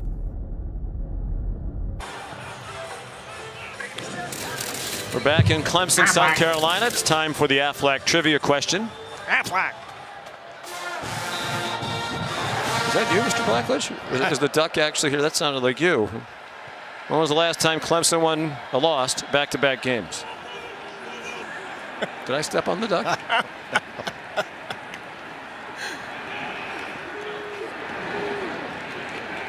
Travis Etienne carries. You or McShay want to cheat this week? I didn't even hear the question. I was just laughing over the Aflac. The last time they lost back-to-back games, back in 2011. They played 123 games now without losing 2 in a row. That's the longest active streak in the FBS and also the longest in ACC history. The conference was formed in 1953. Travis Etienne again out to the 22-yard line. Alabama 93 games in a row without losing back-to-back. Ohio State 87 straight. Both those streaks began in 2014. And it's quite possible all 3 of those teams will be in the college football playoff. Darian Rencher comes in now at running back for Clemson. 5th-year senior, team leader. They throw it to him out of the backfield. And he has the 1st down out to the 30. You know, one thing, and he's not in the ball game now. Rencher came in for Travis Etienne, but one of the things I think is pretty interesting about Etienne, a lot of people wondering why he came back for his senior year. Todd already mentioned that he got a 2nd-round grade initially, wanted to improve on that, has done that. Continue this after this play. Lawrence throws incomplete. Tamar Hamlin had the coverage on Will Sweeney. Will Sweeney, one of Dabo Sweeney's sons, also on the team. Pretty good position and coverage by Hamlin. But I think it's interesting, Sean, you know, you talk about running backs that they have a shelf life. They only have so many carries, you know, and that's why you see a lot of running backs go into the NFL maybe early. Nice fake by Lawrence, but you wonder if that was deflected. Not his usual bullet over the middle, intended for a Joe. I did a study on the last 10 years. There's no position that has more players leave early than running back. Yeah, but I mean, here's the thing. Travis Etienne coming into this year, 518 career carries are coming into this game. You compare that to a couple of the guys that got drafted in the first 2 rounds last year, like a Jonathan Taylor, it nowhere compares. I mean, he's got a lot of carries left because of the way they've used him throughout his career. Screen for Rencher. He's down about 3 yards short of the first down. But the thing he's done is going from the second round to the first round, you're talking about millions and millions of dollars. If he's the 25th overall pick, he's going to wind up making somewhere in $5 to $7 million in terms of his first contract in guaranteed money. Whereas if he was a second round pick, it would be closer to $2 million. Yeah. So he is making himself multiple millions of dollars. But it's a risk. Will Spires punts. We're under 5 minutes to go in the half. DJ Turner makes a fair catch at the 25-yard line. You know, we talk about Travis Etienne, 2-time offensive player of the year in the ACC, the last Power 5 player to do that. 3 years in a row is Herschel Walker. Don't know if he's going to do it this year. Right. When we talked to Pat Narduzzi, he said Trevor Lawrence is the best player in college football, and he said, but if I had to vote, I might vote for Etienne. That's right. He said they might be the 2 best players in the country on the same team. Well, they both have just been so good at what they do. And with Etienne, you know, his run numbers are down, but his pass reception numbers have just been outstanding this year, and he still has a major impact on the game, no matter what he's doing running the football. Jalen Barden the catch on first down for Pitt. The Etienne came into today the only player in the country with 600+ rushing yards, 400+ receiving yards, leading all FBS running backs in receiving yards. Pickett, then running for his life all day, throws it away. Clemson just doing so many creative things defensively here. I mean, just different exotic blitzes, pretty much in a third down blitz package all the way out now.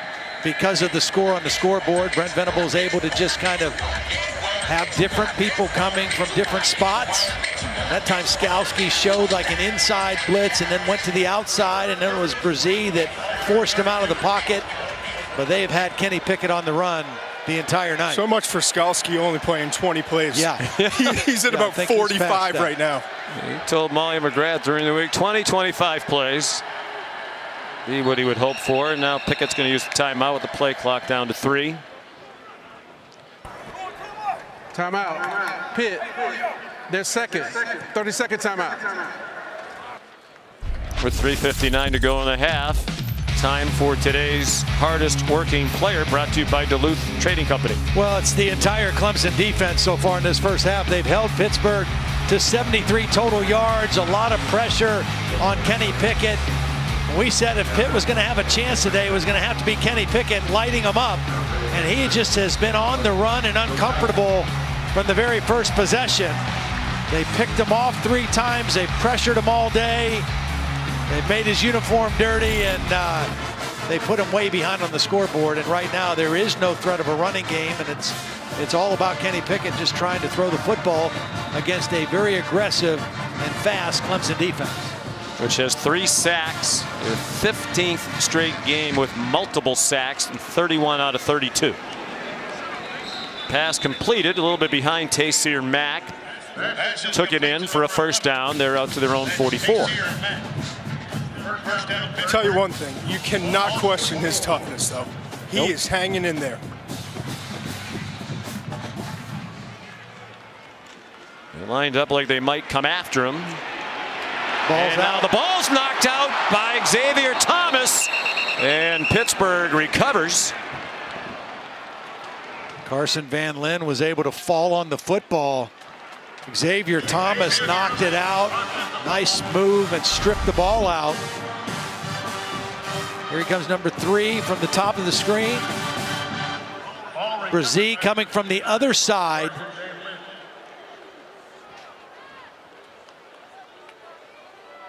Hard to imagine if Mike Jones, number 6, didn't come up with that football for Clemson. It bounced right to him. Still a loss of 10 on the play. Panthers on their own 34. Trying to establish a screen. And A.J. Davis did well to gain a couple. Swung down by Mario Goodrich, who has one of the 3 interceptions in this game for Clemson, each of which led to a touchdown. We talked about Tyler Davis returning to this defense. What a beautiful play he made here reading the screen. I mean, he is one of their veteran guys. Number 13, he reads the screen immediately and is out there to stop it. He's been the most consistently active defensive lineman for Clemson all day. They're so happy to have him back. Well, he might have been tired there. Not much pass rush from him that time.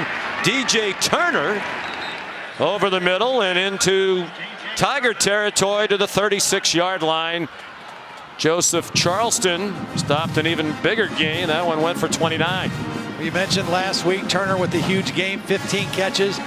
His other big game was against North Carolina State. Same situation. Jordan Addison got hurt in that game. Turner stepped up in that ball game, had 186 yards worth of catches. Pickett steps into that throw. Wow, that looked like a good throw. Well, that's twice in this game. Once by Turner and this one by Barden, where it looked like the Pitt receiver in traffic just didn't want to put his hands up and catch the ball, realizing they might get blasted. I mean, what is that? Yeah, he pulled the hands back. I mean, I thought that was a pretty good throw. Tyler Venables was going to make contact. There's no question. The safety. But Pickett threw it where he's supposed to throw it. Now, if you're the quarterback, do you have a tough time with that? If you're a teammate, do you have a tough time with that? Well, if you're a quarterback, you lose a little trust on a play like that.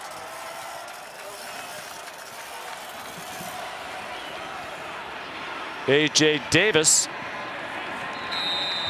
Skalski must be getting close to 20 snaps. I think so. I think so. Timeout. Clemson, their first 30-second timeout. Well, does it count as a drop pass if technically you don't put your hands up and try to catch it? I don't think it does, actually. Should, probably. Well, you can't drop it if you don't try to catch it. That helps with that stat, I guess. Kick off your Week 12 NFL Sunday at 10 a.m. Eastern. The Countdown Crew on ESPN and the ESPN app. And then Monday Night Football caps the NFL week on ESPN Deportes, and the ESPN app. The Seattle Seahawks and the Philadelphia Eagles Monday Night Countdown kicks off the coverage at 6. 7-3 for Russell Wilson, leading the NFL in touchdown passes with 30. How about the Washington football team? With Philly. Somebody has to win the NFC. Someone has to. East. So if the Eagles win on Monday night, they're in the lead. But right now, the Washington football team is, which is just wild. Eagles 3-6-1. And Carson Wentz, you will just wonder what his future is. He's not played well. He tried to blitz. They threw a screen to the other side. Nice call by Mark Whipple and well executed for a first down to the 25-yard line to Jordan Addison. Brzee the stop. You see Addison's ability after the catch. And one thing Mark Whipple told us, the thing he loves about Addison and Turner as slot guys is they're not real small guys. They're both physical guys that can make plays after the catch. Far sideline. A.J. Davis, 18-yard line. 2nd and 3 upcoming. Stay tuned for the Capital One halftime report. Kevin Nagandi, Booger McFarland, Mark Sanchez, ready to bring you up to date with all that's happening around college football today.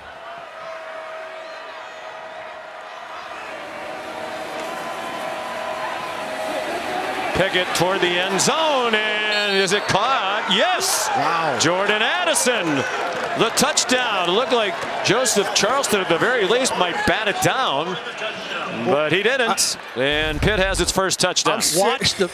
Watch the footwork by Addison. Unbelievable concentration and then keeping the feet in. He only needs one. He has both of them in. He's concentrating on making the catch, but he has the awareness of where his feet are also. I'm standing 3 yards away from him. Charleston got his hand on the ball, so it redirected. He had to get his feet to die and then still get the focus to bring the ball in. That was an unbelievable catch. Yeah, from the progressive pylon cam, we saw Charleston get a hand on the football. What concentration by Addison. Your loyalty to the progressive pylon cam in recent weeks has been impressive. Basically well, you called me out, a few weeks ago, and so I had to redeem myself. Working hard in there. Alex Kessman, the extra point.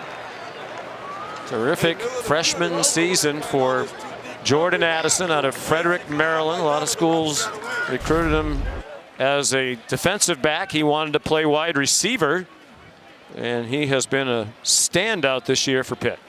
He did a great job, first of all, shielding Charleston with his body, and then Pickett threw it in the right place to the outside.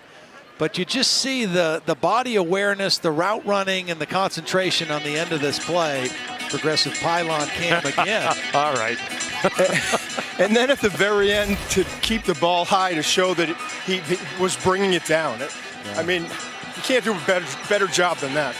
We asked Kenny Pickett, how long did it take you to realize this guy was going to be a star receiver? He said, about 1 day. The first day that we saw him running routes. And the thing about him is he's very savvy, very smart football IQ. He does not make many mistakes. And that's the rarest thing for a true freshman, is that he just doesn't make mental mistakes. 55 catches for Addison, now leading the ACC. A touchback from Alex Kessman. Well, Trevor Lawrence, first action in 5 weeks. Last home game almost certainly here at Clemson. Has had a very solid day. Yeah, 16 to 24, 296 yards and 2 touchdowns, showing no signs of rust. A little bit of everything. Accuracy, staying in the pocket, the little flea flicker action here.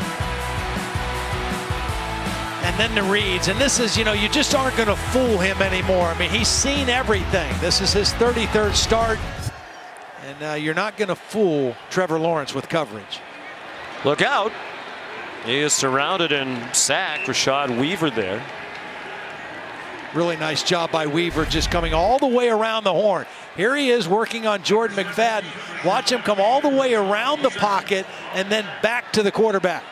McFadden a little bit late getting to him, and again, these two defensive ends, Weaver and Patrick Jones, are as good as you're going to find in college football. Each have a sack today, 2 allowed by Clemson. Long throw. Powell, they're going to give him the catch. Boy, did Lawrence take a shot also. He took a real shot as he delivered this football. Still on target to Powell on the sideline. Pinnock thought he got pushed, and he might have been. Yep. That could have been offensive pass interference because the receiver created space for himself to make that catch. But that throw, my goodness. The throw under duress was unbelievable. Is under further review. To be able to place the ball where he placed it while taking a hit, and that's why he's special. That's why he's the #1 overall pick. I mean, he knows he's going to get hit. He can't really step into it all the way, but he puts it in the right spot. My question is, did Powell step out of bounds before making the catch and come back in? Well, let's bring in Bill LaMagna. Even if he did, can replay fix that, Bill? Because that wasn't the call by the officials on the field. Replay can get involved in the call as long as there's no contact involved in the play. If there's contact and the receiver steps out of bounds, it's going to be the official's judgment about whether or not that contact put him out or didn't put him out. And most of the time, you'll give the benefit of the doubt to the receiver. So replay will only get involved if it's totally clear there was no contact and they have him stepping out. What if the contact was the offensive player pushing the defensive player and then he stepped out? What do you say then? You mean the offensive pass interference that wasn't involved there? Exactly. Yeah, and that one, his hands went on the back. And when you put your hands at the waist, you can really control the momentum of your opponent. So it doesn't take much to cause that separation. And there really should have been a flag here for OPI. Well, if this stands and Trevor Lawrence throws for over 300 yards, it's something Clemson's never done. This is their 5th game in a row where they've thrown for over 300 yards. That's the first time in school history. You know, DJ Uiagalelei threw really well in the 2 games that he played against BC and at Notre Dame. And Trevor Lawrence averaging over 300 yards a game himself. But they have not run the football the way they've done in the past. But their passing game with 2 quarterbacks has been phenomenal this year. Good thing it's the pesky TV people slowing down the game. I mean, what is this about, right? I mean, seriously. Correct, clear, and obvious mistakes. We are so far away from that now. I have to get my partner to halftime here soon. Well, Powell, regardless if this stands or not, unbelievable effort, has his 3rd consecutive 100-yard receiving game, and he is the 6th player in Clemson history to do that. Fans booing. Charlie Waters, Tony Horn, Rod Gardner, DeAndre Hawkins, and Sammy Watkins, the other Clemson players to have 100 yards receiving in 3 straight games. We're told originally the booth was going to let the play stand, but now they're changing their mind. Remember Steve Shaw told us before the year, the national coordinator officials, that they wanted the booth to be 2 minutes, and that's about it? Yeah, I do. I remember. How was your Thanksgiving, Sean? It was excellent. It was outstanding. Good food? Maybe Thanks, I'm still Todd. just a little full. Thank I you, mean, Todd. correct me, where am I wrong here, though? I'm speaking for America if they're still watching. I hear you. This is brutal. I mean, really, is this what conferences, is this what the national officiating coordinator wants from the replay process?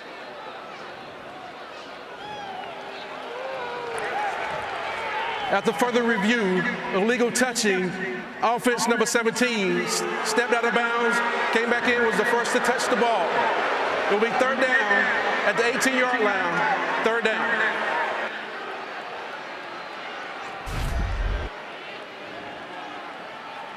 Trevor Lawrence telling the crowd, hey, just calm down. And Sean. Maybe he was telling me. I don't think he can hear us from all the way down there, but among his many talents, he might also have bionic hearing. It could be. So that takes away a 27-yard catch. So Powell now 4 catches for 150. Please set the game clock to 41 seconds. If you're Pitt, you got to call a timeout after this play, right? Trevor Lawrence is back under 300 yards. So that stat that I gave about 5 games in a row is. I have a feeling he'll get there eventually as we approach 2 hours for the half.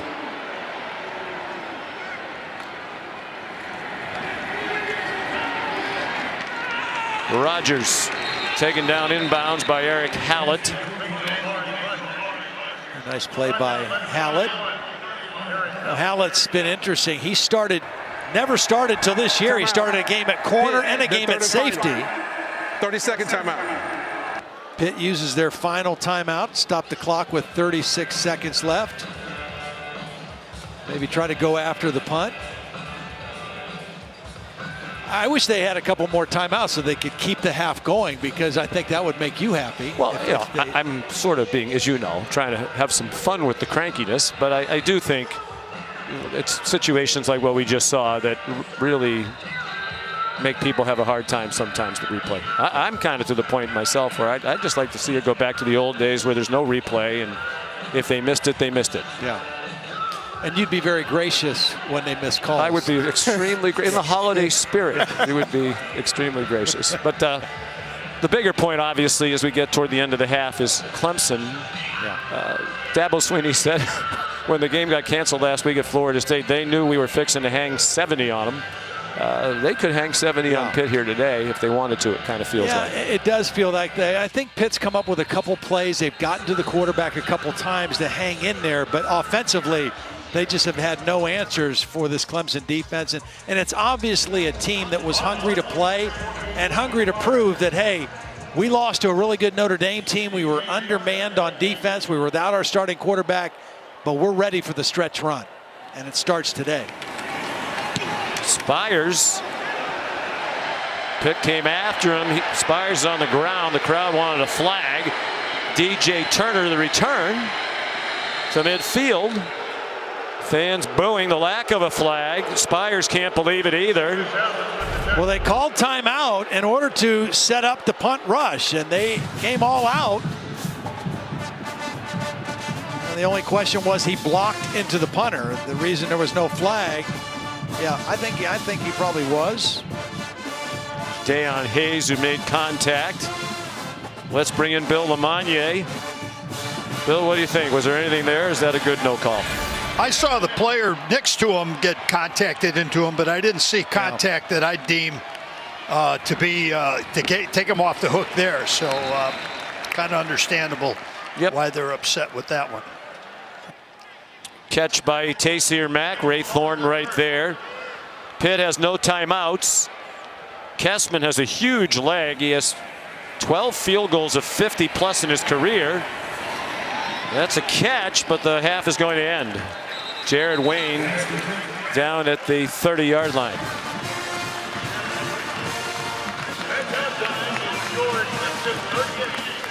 Lawrence threw for 302 in the half and 2 touchdowns. Second most in a half ever. 38-10 Clemson at the break. We'll send you to the studio for the Capital One halftime report after this message and a word from our ABC stations.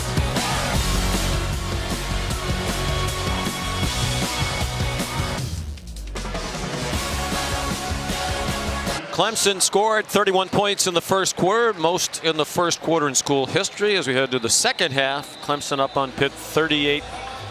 Welcome back to Death Valley. Sean McDonough along with Todd Blackledge. Delighted to have you with us. A very impressive performance, particularly given that Clemson hadn't played in 3 weeks, but in some ways maybe that helps because Dabo Sweeney told us the other day it's the healthiest and hungriest I've seen my team all year. Well, they got some of their guys back on defense that were not playing against Notre Dame, and that was good to see. Offensively, they get Trevor Lawrence back. He was very sharp, throwing for over 300 yards in the first half. And I thought they did something really good, Sean. They had 23 first down plays in that first half. 16 of them were passes, and they averaged over 13 yards per pass. So they really attacked this aggressive Pitt defense on first down by throwing the football and did it very well. The 302, second most ever passing yards in a half for Trevor Lawrence. He had 391 in the first half against Georgia Tech earlier this season. Alex Kessman kicks off for Pitt. Michael Dukes back for it. He slipped at the goal line. That didn't help his progress. He's taken down at the 20 by Justin Tallendier. Here's our Pacific Life game summary. Well, Trevor Lawrence, we just mentioned, 302 yards, 17 of 26. He missed his first pass, but he didn't miss many after that. Cornell Powell continues to have a big year, but then it was the defense. 2 or 3 sacks, 3 interceptions, lots of pressure in that first 30 minutes on Kenny Pickett, and very impressive and dominating performance by the Tigers. Lawrence with Etienne, the running back.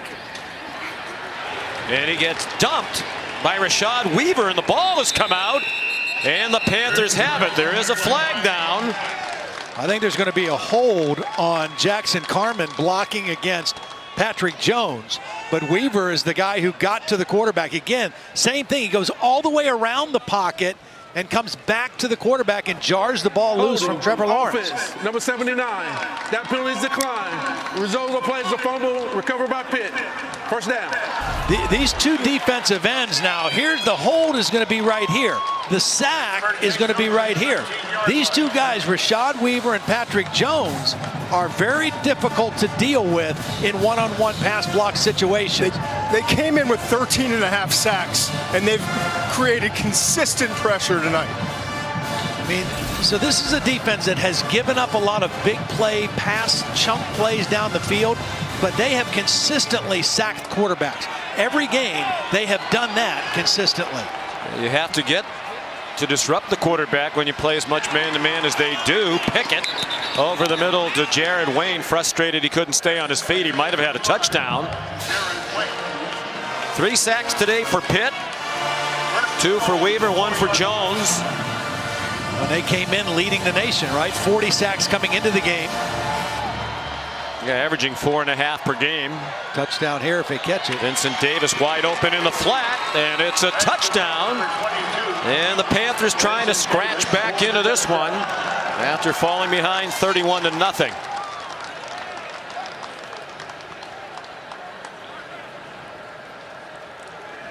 In a 31-point quarter, we mentioned the highest scoring first quarter ever for Clemson. A couple of times over the years they had scored 28. But it's not their highest scoring quarter of the season. In that game we mentioned against Georgia Tech, they scored 35 points in the second quarter on their way to a 73-7 win.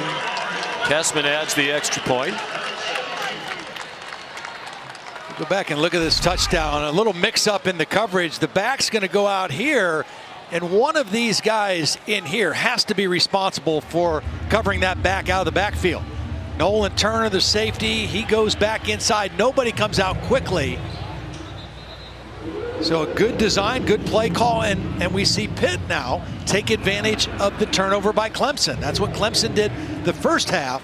It all started with the sack by Rashad Weaver, working on McFadden, knocks the ball loose, and very quickly after that, Pittsburgh capitalizes. Catch by Jared Wayne, got him down inside the 10-yard line, and then the nice design play there to Vincent Davis. The Clemson coaches are beside themselves right now, and just the last quote I heard was, "What did we tell you? What did we tell you? These guys will never stop fighting. Did you think it was going to be easy?" It's interesting to see. You know, it almost felt like Clemson took their foot off the gas a little bit. What's interesting too, he put his hand up, catch. Yeah. It's interesting too because one of the things they pride themselves on at Clemson is how they play the middle eight, the last 4 minutes of the first half and the first 4 minutes of the third quarter.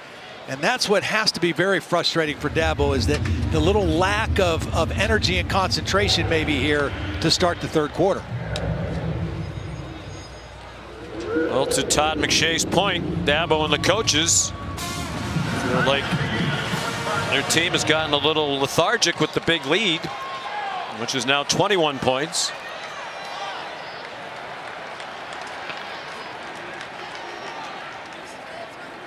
We start this possession with a run. The keeper by Lawrence, and he twisted and turned and got 9. There is a flag down. Well, Patrick Jones was responsible for the back. He tackled Travis Etienne, and the quarterback kept it.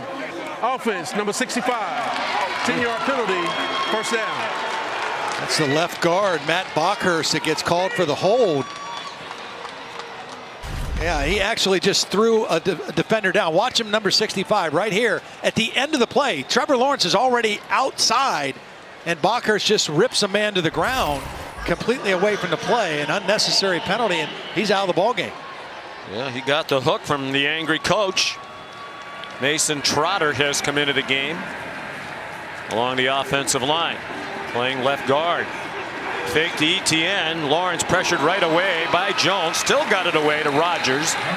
Taken out of bounds near the 27-yard line by Phil Campbell. A nice job getting the football out, because that was quick pressure again. And again, you see the strength of Amari Rodgers breaking the tackle of a linebacker for extra yardage.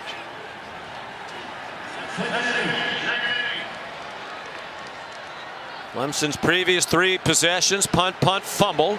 Little bubble screen to Rodgers again, and a good tackle in the open field by Chase Pine. Well, before the possession started, we saw Dabo yelling at Jackson Carman, the left tackle, for the holding penalty on the possession before. This time he's getting on Bockhurst, who had the penalty on the first play of this possession. Flag down. The offensive line still in their stances. Pass intended for E.J. Williams. Looked like Patrick Jones was moving along the line. Marquez Williams had the coverage. Defense, number 91. 5-yard penalty, third down. Well, Randy Bates, the defensive coordinator, has to be very pleased with the energy and the fight that his defensive unit has started this third quarter with. And you don't have to worry about Patrick Jones. I mean, of the guys that I've seen this year, I haven't seen anybody that plays with a higher motor than him. Of course, Pat Narduzzi, Randy Bates, longtime friends, share defensive philosophies, very similar. And right now, Patrick Jones has got it going on a little bit. Coach Bates brought a blitz. Amari Rogers the catch. Cam Bright the tackle. But it's a first down.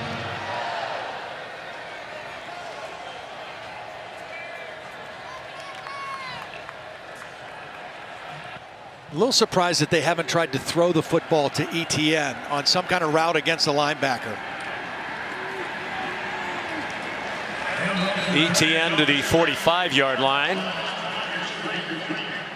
I've been very impressed with how Tony Elliott, the offensive coordinator, has utilized getting Travis Etienne the ball in space. And a lot of times that means throwing him the football, little swing passes, little screens, just to get him out there. They're really not a lot different than running plays, but you just get him with all his speed out in space. And Tony's done a really nice job of being creative with number 9 this year. There it is. With the blitz, they swing it out quickly to Etienne. First down, he gets belted out of bounds at the Pittsburgh 44 by Cam Bright. But that's another Tigers first down. See, the difference between this play and running a toss sweep is he doesn't start with the ball behind the quarterback. He starts with it all the way outside in space. And with a lot of momentum. And with a lot of momentum and all that speed. I mean, those are just really smart ways to get the ball to one of your best players.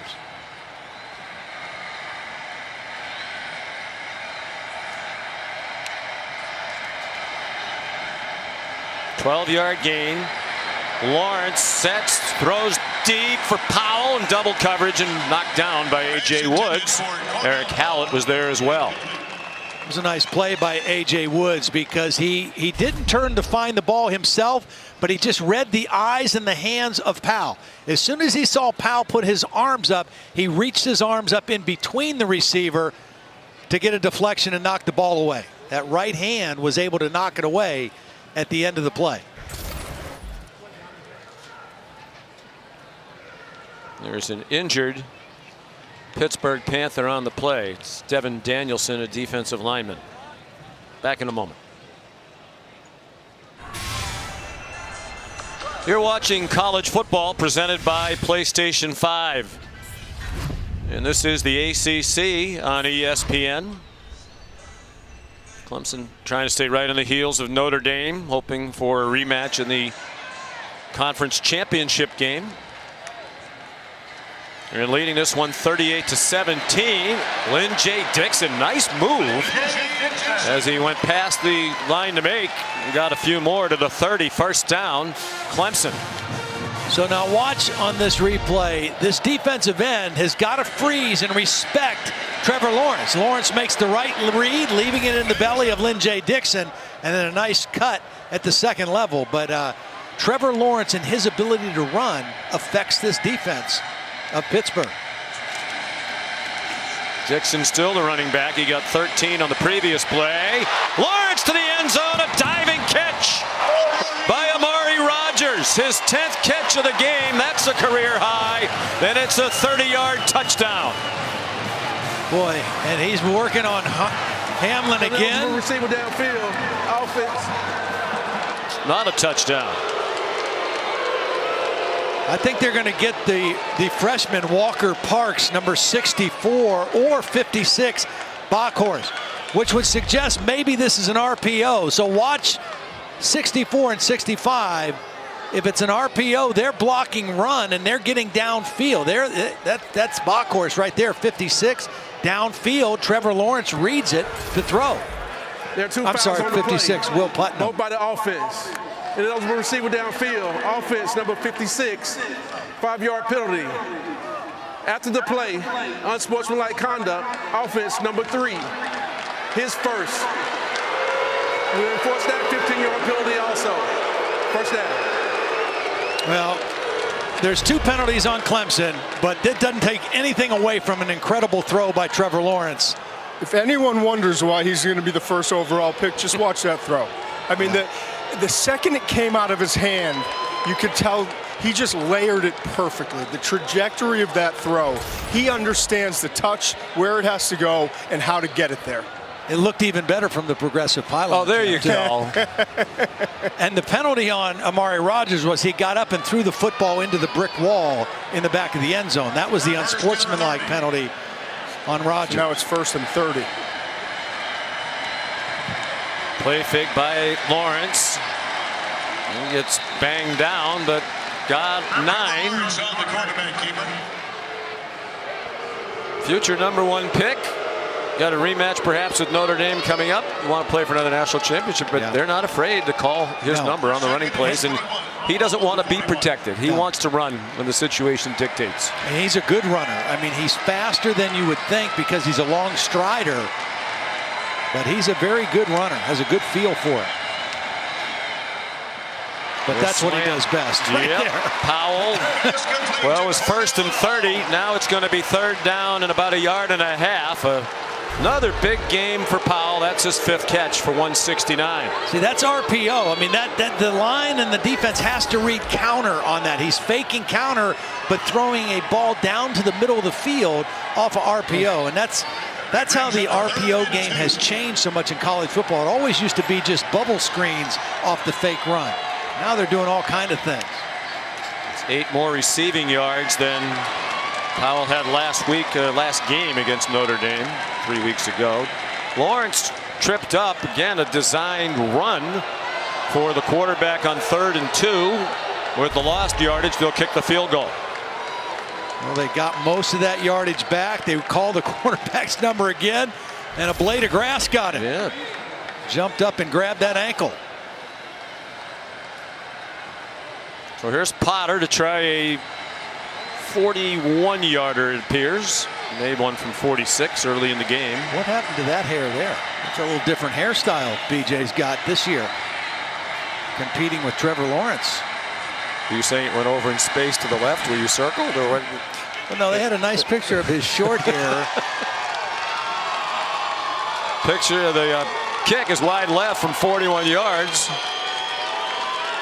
And Dabo Sweeney's angst continues. 9:03 to go, 3rd quarter.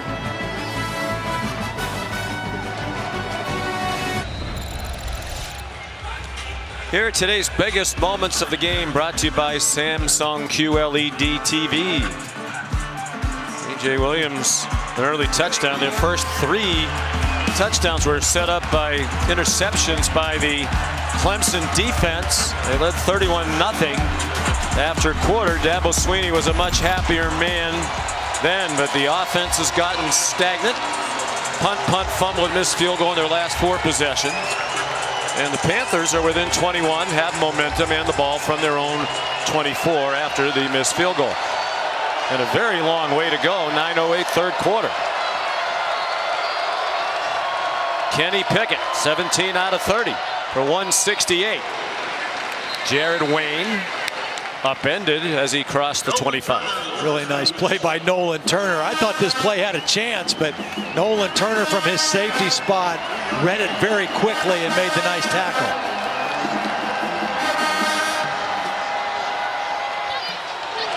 That pass almost intercepted by Malcolm Green, who had one in the first half.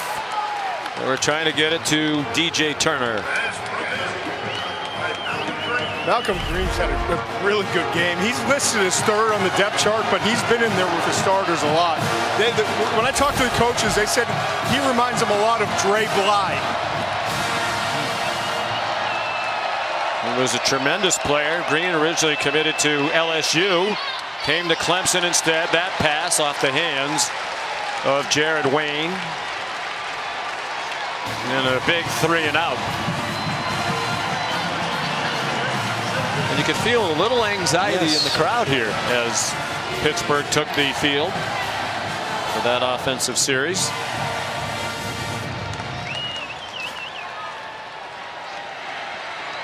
On to punt, number 98, Kirk Christodoulou. Kirk Christodoulou on 4th and 7. Aaron Rodgers back for it.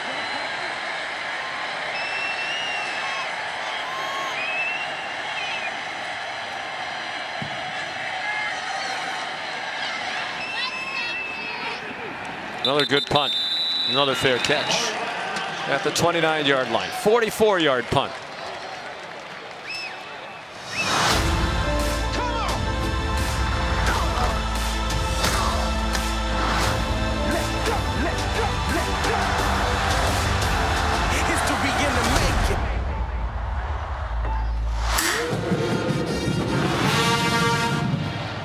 Don't miss Disney's new movie Safety, inspired by the true story of Clemson football safety Ray McElrathbey. Streaming exclusively on Disney Plus on December 11th. Travis Etienne on first down for the Tigers. Got 3 before Cam Bright took him down. Still not a lot of running room for Travis Etienne. That's the 3rd week in a row now. He's under 50 yards, 9 carries. Pittsburgh's defense, one of the best in the country at stopping the run. They're kind of built that way. They load up the box, try to make you throw it. Braden Galloway, tight end screen. He delivered some punishment, refused to go down. Finally went to the turf at the 35-yard line. Well, Hamlin was there first. He couldn't get him on the ground. Then Galloway gives the shot to Cam Bright, the linebacker. And then from the inside, defensive lineman Keyshawn Camp gets the tackle. Big 3rd and 5 now. Midway through the 3rd quarter. Clemson offense stagnant. Lawrence, is he inbounds? No. It was Galloway again with Phil Campbell there to help shove him out. Pretty good coverage. There were actually 2 defenders in the area. Campbell again just kind of playing the receiver's hands and eyes. The foot comes down. Looks like the heel was on the white. Good strong catch. Heck of a catch. But when he comes down, I think the heel of his left foot is on the white. Yes, it was. And replay saw that. It was clear, so they didn't stop it. And Will Spires' punt was a fair catch by DJ Turner at the 25-yard line.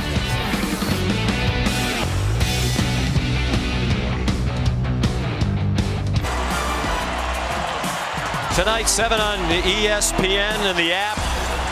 LSU, number 5 Texas A&M. When they last played in College Station, they played 7 overtimes. That can't happen anymore. They changed the rules because of that game. But a big one for Texas A&M, ranked number 5 tonight. Our next UFC Fight Night in Las Vegas. The main event, light heavyweights Anthony Smith and Devin Clark. Prelims start at 7 on ESPN Plus. The main card at 10 on ESPN 2 in Deportes. A screen, Kenny Pickett, A.J. Davis, and here come the Panthers with more. Yeah, one of the best plays of the night. This timed out perfectly. Kenny Pickett does a nice job eluding the pressure from Maskell, the defensive end. Just gets away from him enough to deliver the football. Then good blocking downfield. The center, Sweeney, with the last block to spring the back.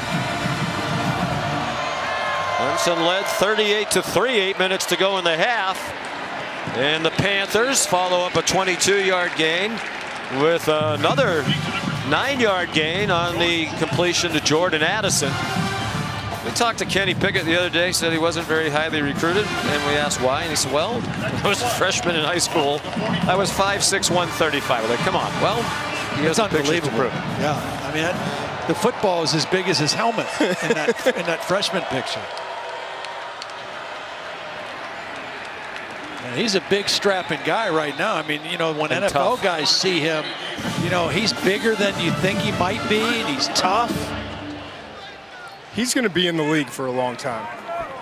Holding, offense, number 71. 10-yard penalty, 2nd down. Bryce Hargrove, that's a big call, wipes out a first down. He is one of the 2 starters on the offensive line to have started all year. They have the 3 new starters the 2nd week without Carter Warren, their left tackle, Jake Cradle, the right guard, Gabe Hoy, the right tackle. Only Jimmy Morrissey, the center, and Hargrove are out there today among the usual offensive line starters.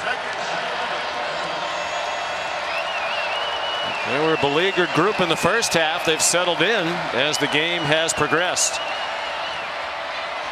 They give Pickett plenty of time here. Only a 2-yard pickup on the completion to Jordan Addison. That was a huge penalty. Yeah.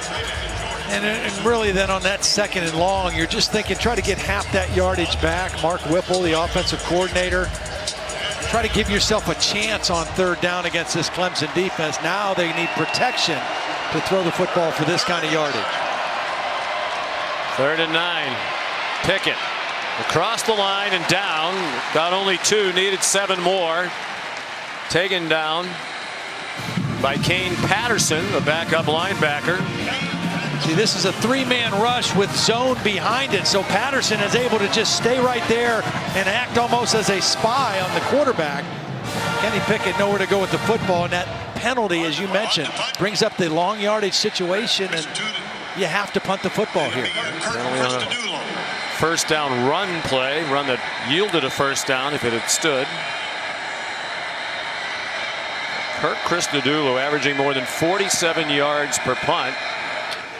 And just about everyone so high. He's been impressive. All Rodgers could do is make a fair catch. He's been impressive, and he continues to be. They start from the 11, do the Tigers.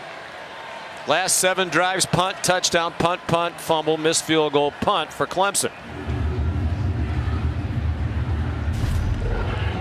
This is a big play in the game, the holding penalty.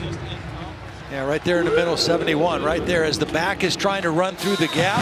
You can see Hargrove, one of those veterans, with the obvious penalty and stops the momentum of a pretty good drive. He's a 5th-year senior out of Akron, Ohio. Lawrence to Davis Allen, and the tight end ridden across the sideline by Eric Hallett. For a long levered quarterback, Trevor Lawrence does a great job of getting out of his play fake or the mesh on the RPO and just getting the ball out quickly. He's got good feet. Really does. He really has good feet, and that enables him to do that. Well, we mentioned there's a first down run by Etienne. What are the negatives? I mean, you were a first-round draft pick in the NFL. He might be the first pick in the NFL, and I've asked both Todds, maybe trying to nitpick with Trevor Lawrence, what would the NFL people have concerns about? Personally, I don't think he has that. I mean, you know, last year there was some questions that he tried to do too much. He threw interceptions early in the year. Then he ended up finishing strong. Good pressure again by this Pitt front.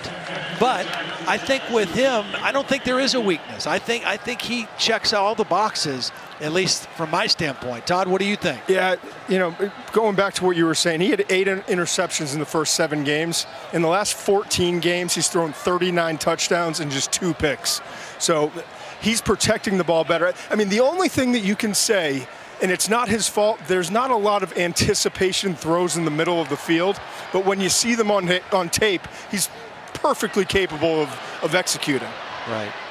And you can picture him in a more pro-style offense. Absolutely. He's in an RPO-oriented offense right now, but you put him in a pro-style offense with play action and deep dropbacks, and he's going to flourish.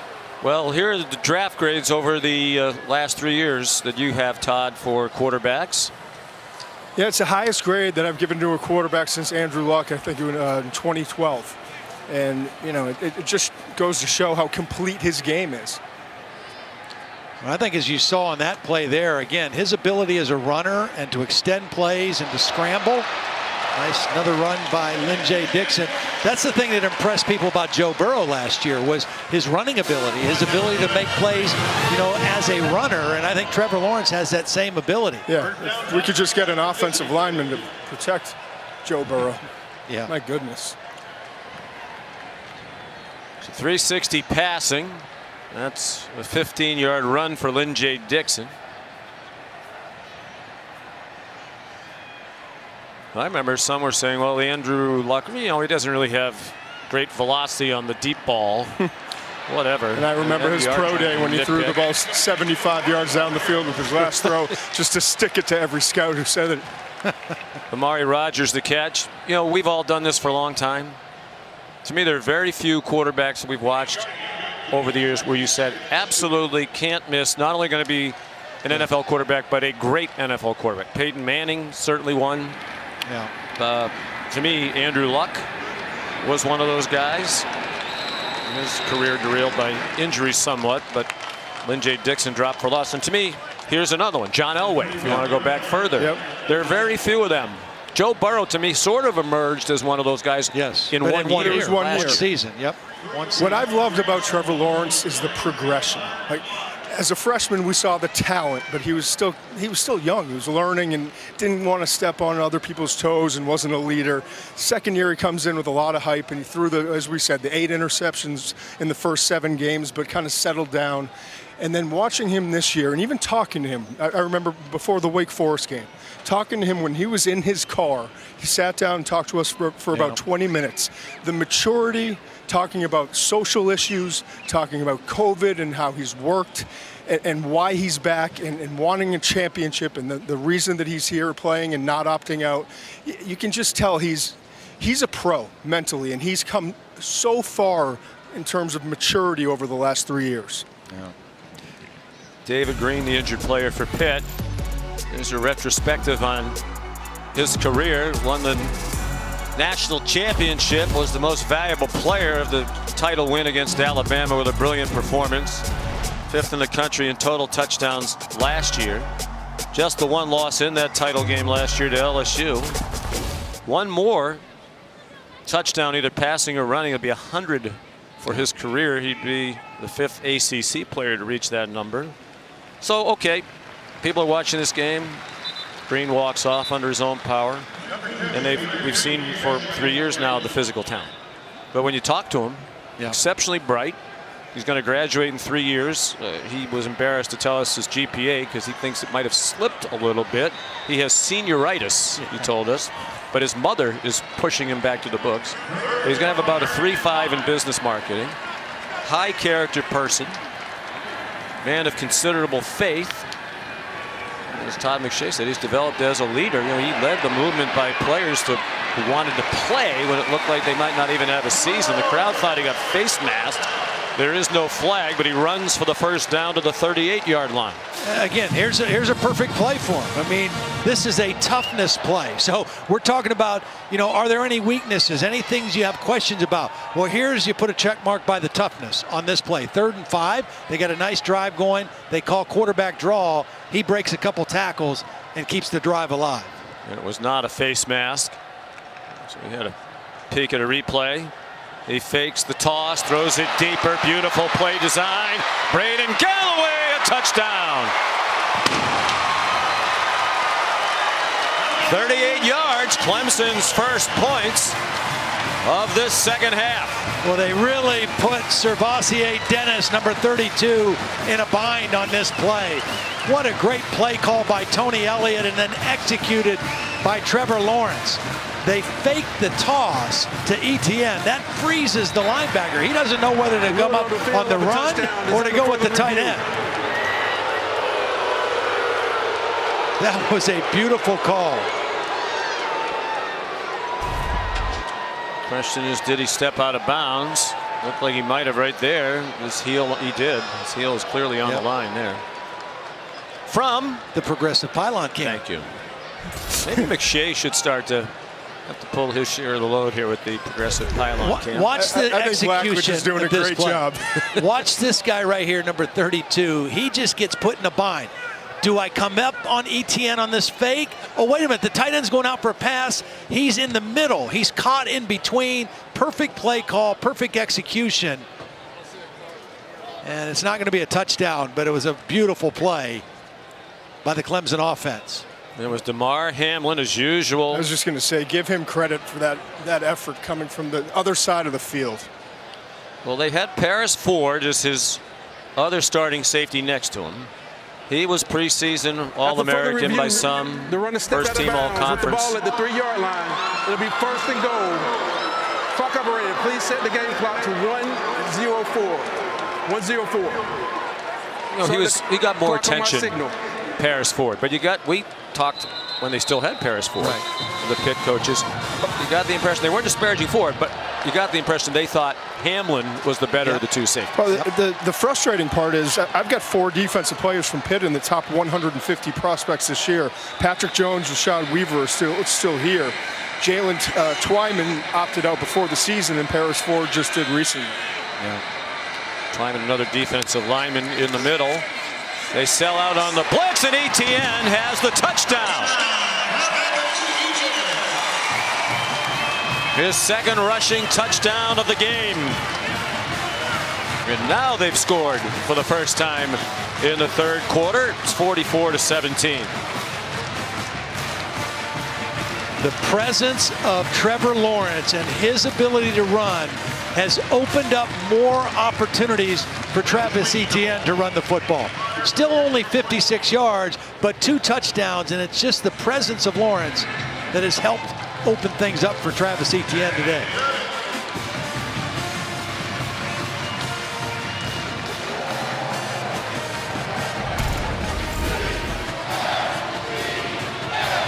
And on that drive, Trevor Lawrence surpassed 10,000 career yards of total offense.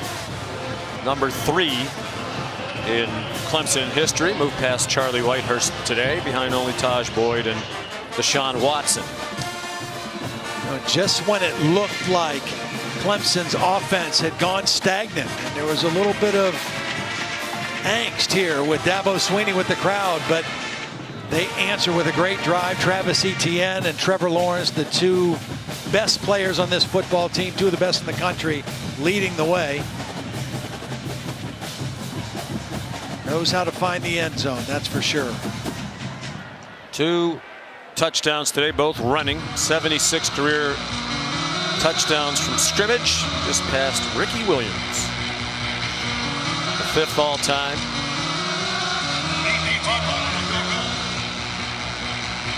Dabo Swinney calls Etienne and Lawrence generational type players, and they really are.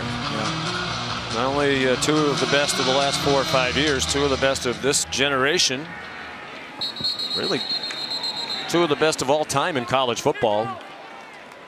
When you look at what they have accomplished, here's Kevin Nagandi after the touchback.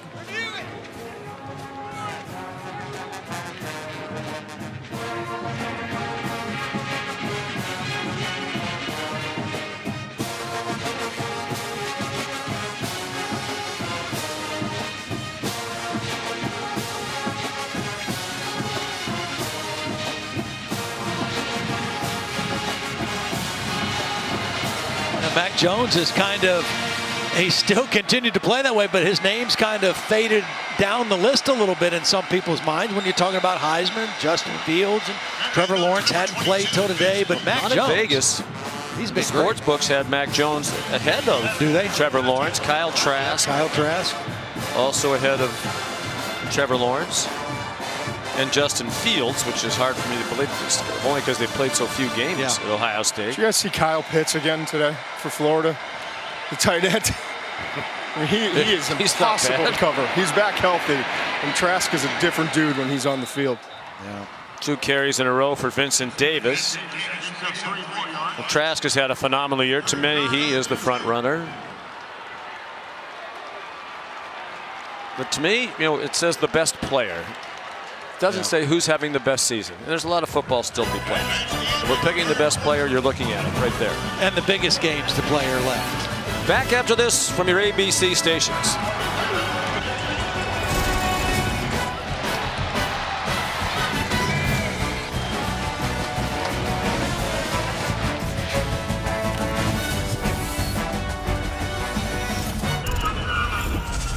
As we head to the 4th quarter here at Clemson, let's check out this week's college football rankings, the playoff rankings, brought to you by Allstate. This was the first edition. There'll be another update on Tuesday night. Alabama #1 and is going to stay that way.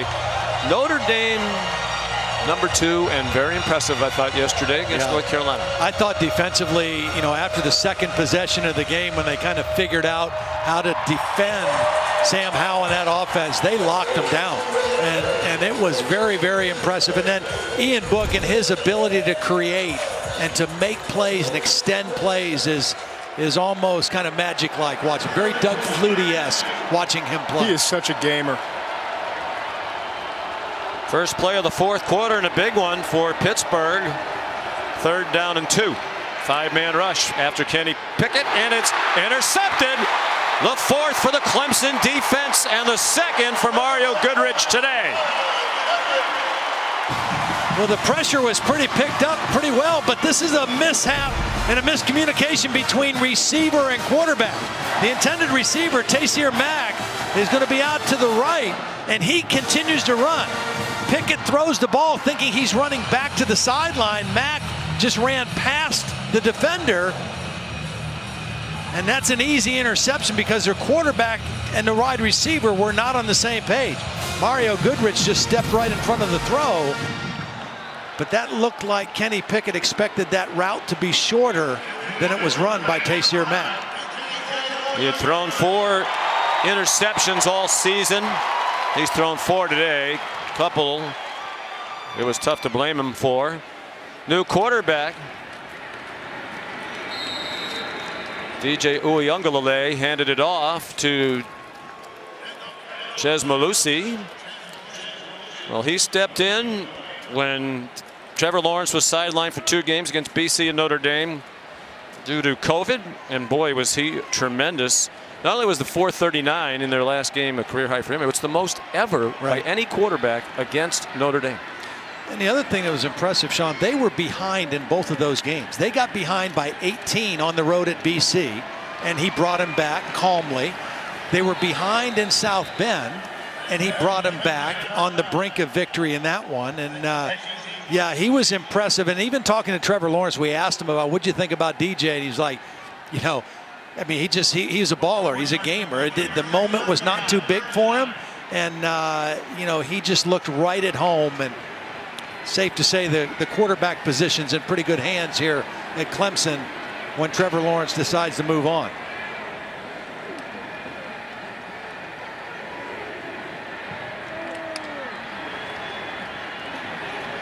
On the draw, Mellusi, big hole, 1st down inside the Pitt 30 to the 27-yard line. Judson Tallendeer and Eric Hallett made the tackle. So you wonder if that's the end of the day for both Etienne and Lawrence. I would think so. Should be. Yep, I would think so. What is almost certainly the final home game for each. Mellusi runs out of bounds inside the 20. Trevor Lawrence today 26 for 37. If it is his last home game, he threw for 403 yards and 2 touchdowns. That is 1 yard shy of his career high, which he set back on October 17th at Georgia Tech. 2 touchdowns, no interceptions today.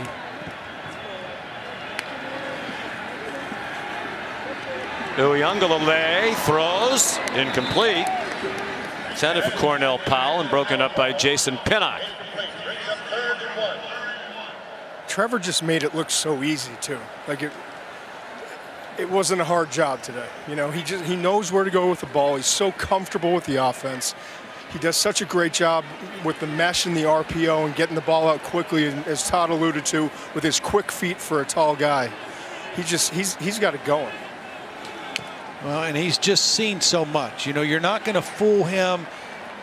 You know, you hope maybe you get him to pull the ball down because he doesn't see the coverage right away, or you disguise something, but it just so few times does that happen. And then he does have the ability, when he does pull it down, to make plays as a runner, as we saw today as well. And he's so grateful for the experience that he had here. Yep. You know, they first became aware of him when he was in the 9th grade, like a lot of other college programs around the country, but said he really grew here as a person. Obviously got engaged, he married while he was here. He talked at length to us the other day about the development of his faith. DJ, incomplete. I think he also felt, I thought it was really interesting that he said, you know, being here at Clemson allowed me and helped me to become comfortable with who I am and who I want to be, you know, and it really helped him grow into that. And just as Todd alluded to earlier, the difference between talking to him as a freshman and then a sophomore and then this year, the maturity and the confidence and just the demeanor that he has is very, very noticeable.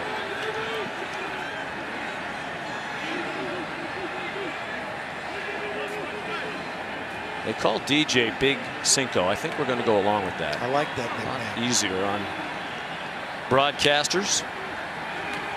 He is big. 6'4", 250. Shovel pass and nowhere to go for Chez Malusi. Trevor Lawrence with those 2 touchdown passes, 99 career touchdowns responsible for either rushing or throwing. He'll get 100 before he's done. They have at least one more regular season game next week at Virginia Tech. When he gets to 100, he'll join Taj Boyd, Lamar Jackson, Phillip Rivers, and Deshaun Watson as the only ACC players to do that.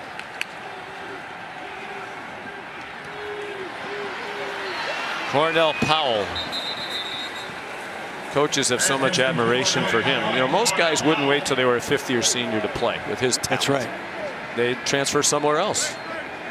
Not him. He's being rewarded as a featured player in his final year here. Out of Greenville, North Carolina, played high school football at J.H. Rose High School, and it's just so rewarding and so fun for us to see a guy in their last year have this happen, you know, and play at such a high level. 3 straight 100-yard games, 176 today for Powell, and that's a touchdown. Big Cinco to Malusi. On 4th down, they forego the field goal, and it's a 9-yard touchdown. Well, Servassier Dennis is going to get picked. He's in coverage. That's his man. But as he tries to go across the formation, watch Powell just kind of get in his way. He gets in his way enough to create separation, and Big Cinco is able to get him the football. We're allowed to call him that, right? Yeah. Yeah. I love it. And the play design was to pass the Servassier, as we said we had Pitt earlier this year. Extra point good.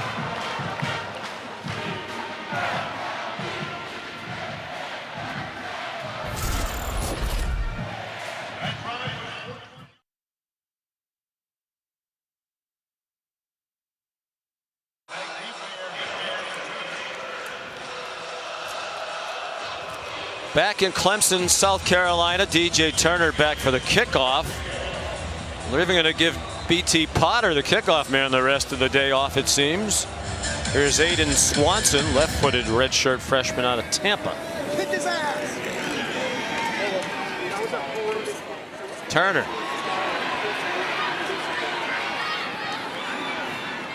Out of bounds. And touchbacks are indeed a good thing. Potter at 8 touchbacks. Let's take a look at today's Pacific Life game summary. Well, 400 yards passing by Trevor Lawrence. Travis Etienne, not huge numbers, but definitely a factor in the football game.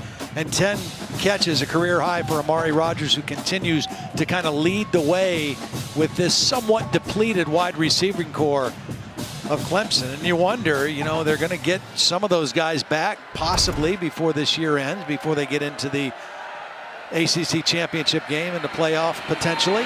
Kenny Pickett, what a battler he is. Held on to the ball a long time, hoping he could find somebody. He did not. And Reagan Upshaw was the man who took him down. Boy, what tremendous pressure. He didn't get the sack, but Jordan Williams, number 59, I mean, just really creating havoc and forcing the issue in the backfield. Rotating guys in. 5 sacks for Clemson today. A.J. Davis, nice run. Got the sack yardage back and about 4 more. If you're a Clemson fan, you have to be really excited about the depth that you've seen on the defense tonight. I mean, guys like Malcolm Green, a true freshman, coming in and having the big plays and interception. Tyler Davis coming back, number 13, just a wrecking machine in the middle of the defensive line. Pickett Yeah, they got all three of those guys back. They've got, Tyler Davis back. They got James Skalski back. They got Mike Jones back. Critical players in this defense. They do play a lot. They do try to keep guys fresh. But you want your frontline guys out there when the game is on the line. They'll punt on 4th down and 6. Will Sweeney is back deep. He's a senior, but he's already said he's coming back next year, so he did not run down the hill. Hopefully he was a big help to his dad on Wednesday night putting up the Christmas lights. Dabo said that is an annual tradition in the Sweeney household. The Christmas lights go up on Thanksgiving Eve. Will's brother Drew probably couldn't help. He broke his collarbone in practice earlier this week. 42-yard punt.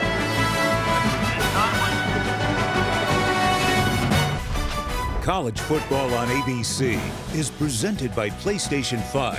Play has no limits. In part by Pacific Life, more than 150 years strong. Trust in your tomorrow. And Duluth Trading Company, tough, ingenious workwear designed and tested by tradesmen.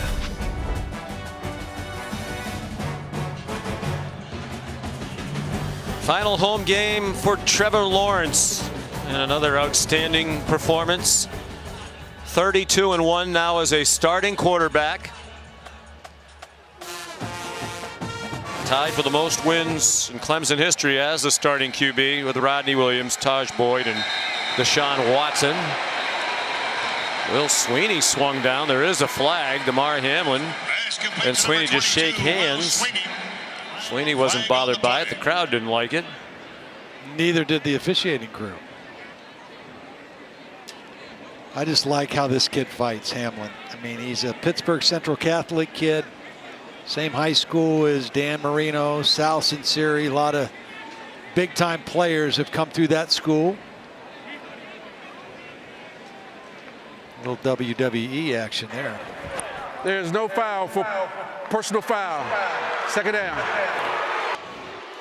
Yeah, I think Will Sweeney might have contributed to them picking up the flag when he went over and shook his hands. It's a like, nice hey, there's play, nothing man. wrong with that. Yeah. It's 52-17. He's a senior. He's one of your best players, one of the best players in the country at his position, and he's out there just still scrapping. I love to see that. As we mentioned, he's one of the unheralded players in college football, and our Molly McGrath talked to Damar Hamlin earlier in the week. He told Molly that his mom was just 16 when he was born. His dad was 18. They worked hard, sacrificed everything to be successful. Now both parents own their own businesses. Nina, a daycare company. Dad Mario, a cleaning business, and just started a trucking company. And they go to every game, and here they are today. He has a 5-year-old brother, Demir. Much of his life he was an only child. He wanted a sibling, and now he says his little brother is his whole world. And the coaches cannot say enough nice things. We talked to Randy Bates, the defensive coordinator. He talked at length about Hamlin as a player and as a person. 5th-year senior, his 40th career start. And he can play at the next level, too, because of his coverage ability. He shows his physicality, and he's a cover. He can cover as a safety. And you know what he can do early in his career is getting acclimated, go cover kicks. Oh, yeah, he'll be a great special teams guy. Yep. He has 10 tackles today. Spires the punt. 49 yards. Fair catch made by DJ Turner. 8:17 to go on senior night.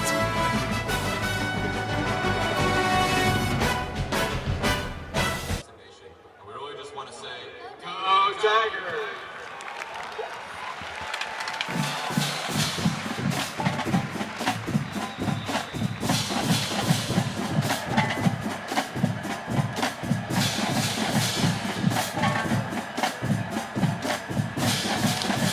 COVID replacement game. That is the year 2020. Oh, gosh. It cannot end soon enough. Kenny Pickett swung down, tried to step up into the pocket, but did not escape. Levante Bentley, a backup guy down the depth chart, is going to be able to get in here. Comes right up the middle and just keeps fighting. Beats the starting left guard, Bryce Hargrove. Those are fresh legs on some of those defenders right now. Second sack of the year for the redshirt freshman Levante Bentley. Back to the screen game. DJ Turner tried to deliver a stiff arm to Tyler Venables. There is a flag thrown on the play. Personal foul, targeting, defense, number 38. The previous play is under further review. Another deep down the depth chart, Elijah Turner, listed as third string safety, grad student from Pickens, South Carolina. There's the stiff arm. And we'll find out if that's targeting.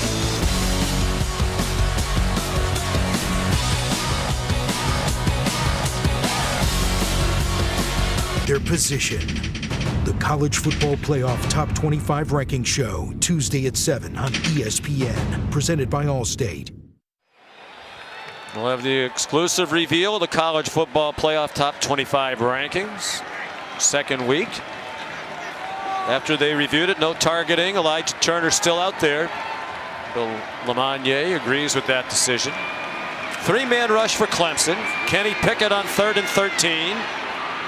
Has fought valiantly all night. He was over the line of scrimmage, retreated and threw it, and that's going to bring a flag. Trenton Simpson was in hot pursuit.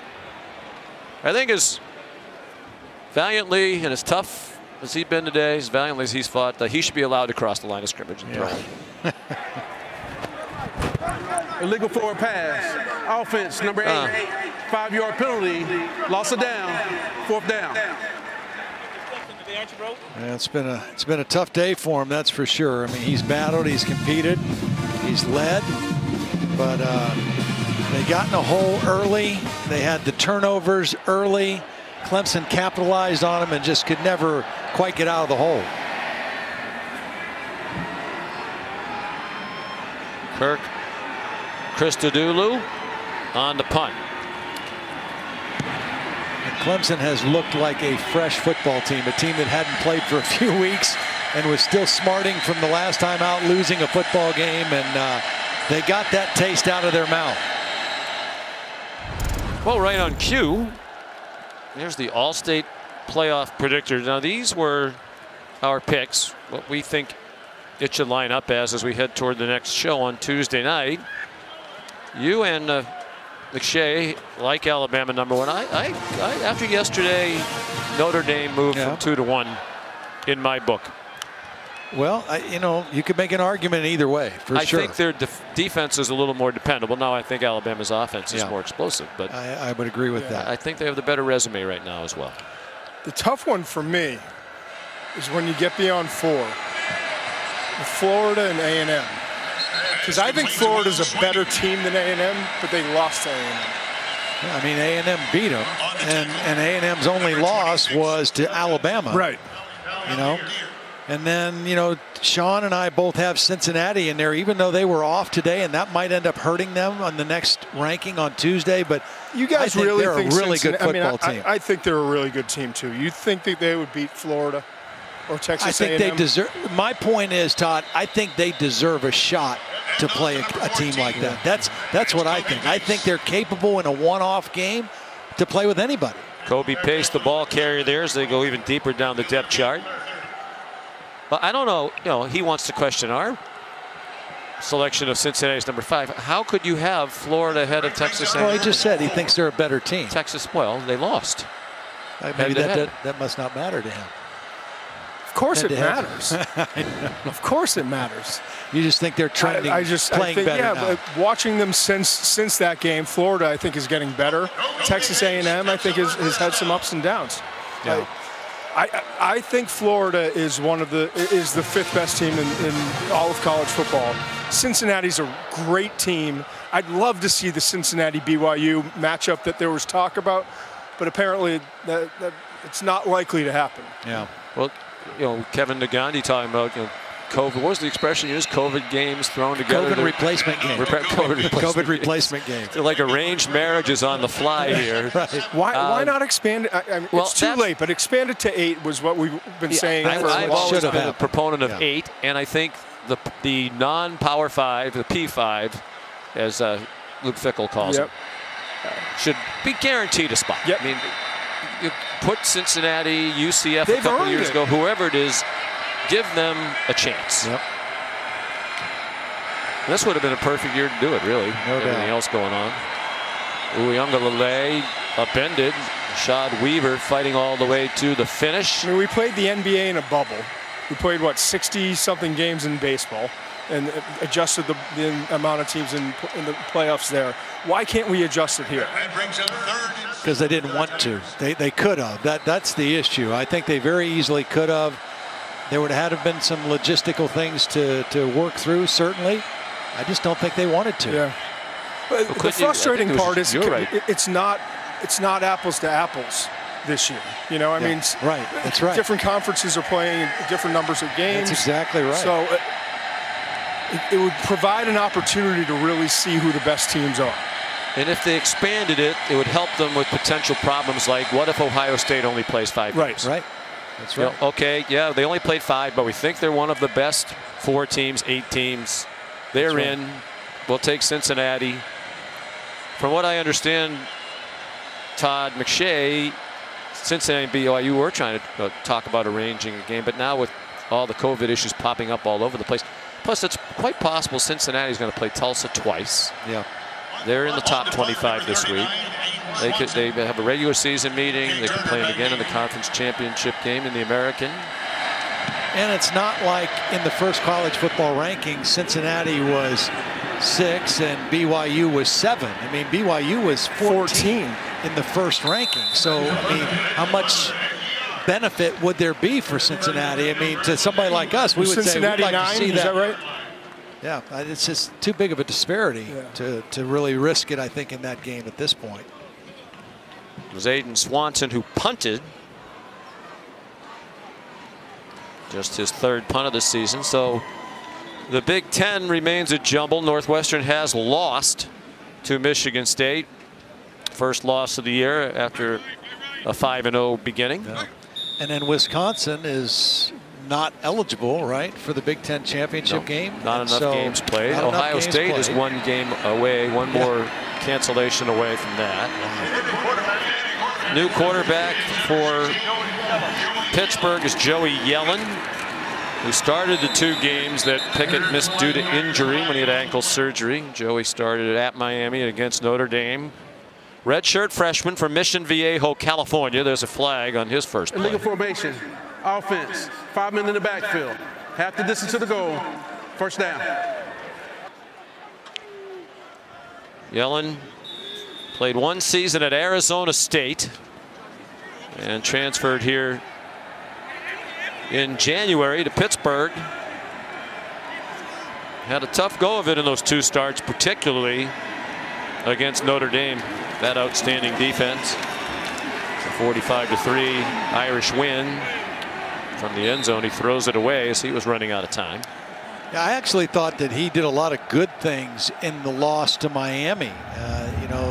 They gave up some plays defensively. As you take a look at Kenny Pickett's numbers for the day, rough night for him against this aggressive Clemson defense. But I thought Joey Yellen against Miami showed a lot of promise, but then the Notre Dame defense is just about there. They're as good as any I've seen this year. I mean, if not the best. And they really made it tough for him. Daniel Carter, the ball carrier. Keith McGuire made the tackle. I believe there have now been 52 different Clemson players who've made a tackle in this game. But Yellen in that game at Miami, October 17th, he threw for 277, and that was the most by a Pitt quarterback in his starting debut since John Turman back in 1999, threw 316 against Penn State. John Vardzell, his first catch of the day and his first catch of the season. Former walk-on back in his home state. He's from Charleston, South Carolina. Mark Whipple taking advantage of the teaching moment. Or the opportunity to let off a little steam. Clemson, their first 30-second timeout.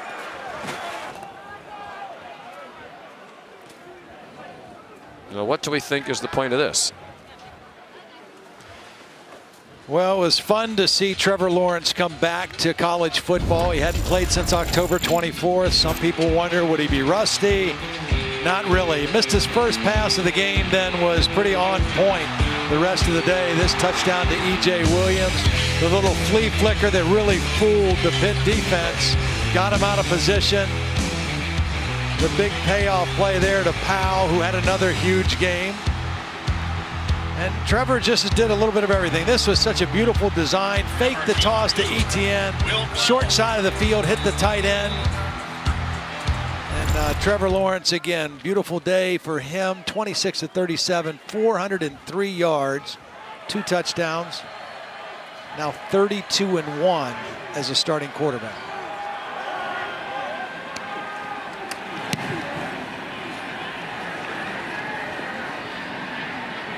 Christodoulou, another punt. And a fair catch by Will Brown back there to handle the punt. They're getting everybody involved in the action. We talked earlier, 3 weeks since they played. The game wiped out at the last minute last week in Tallahassee. They were eager to play, healthy and hungry, as Coach Sweeney said.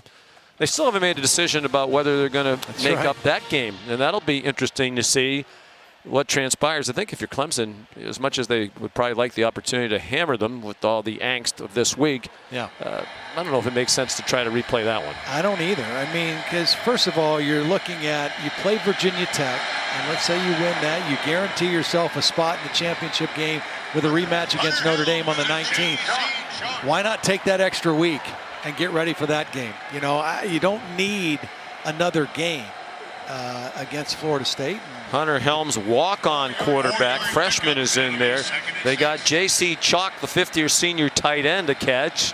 I get the feeling that Dabo's on the headset. They're almost trying to figure out, well, who else can we get in the game, especially players who might be playing in their final home game. Helms, threw that one into a crowd. Intended for J.C. Chalk. Here's Kevin Nagandi. That'll bring up 3rd and 6.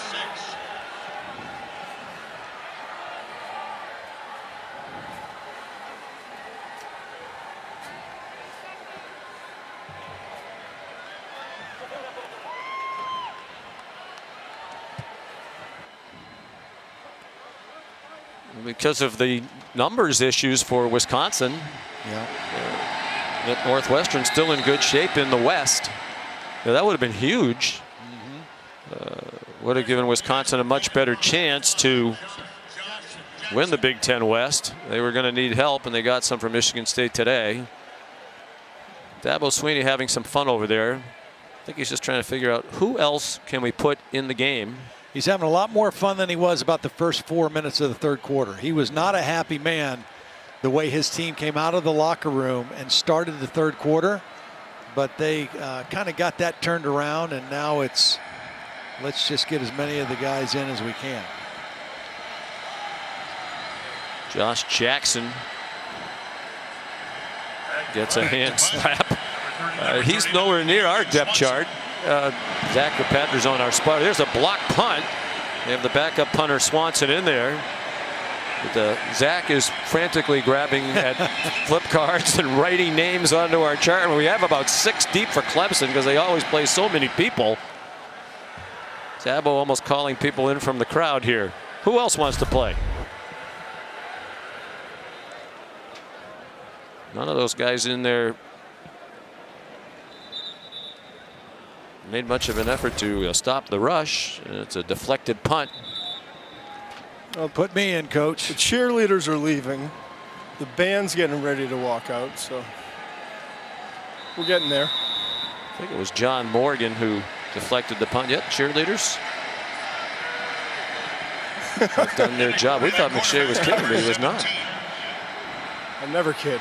That's David It's Davis Bevel. So now Davis Bevel gets his shot at quarterback. And he's on target. Whoa! Boy. Whoa, whoa, whoa, whoa, whoa. That's the Anthony Williams, who laid out Kai Wright, one of their tight ends. And a good clean hit, too. Led with the shoulder. Southern hospitality right there. And Wright got up as he got close to the sideline, went back down.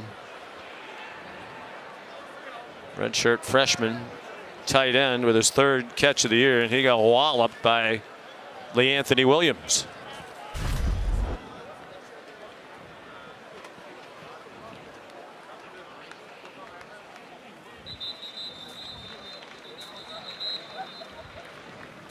Good clean hit.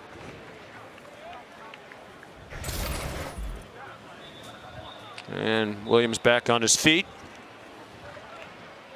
Not hard to figure how that might have stung a little bit.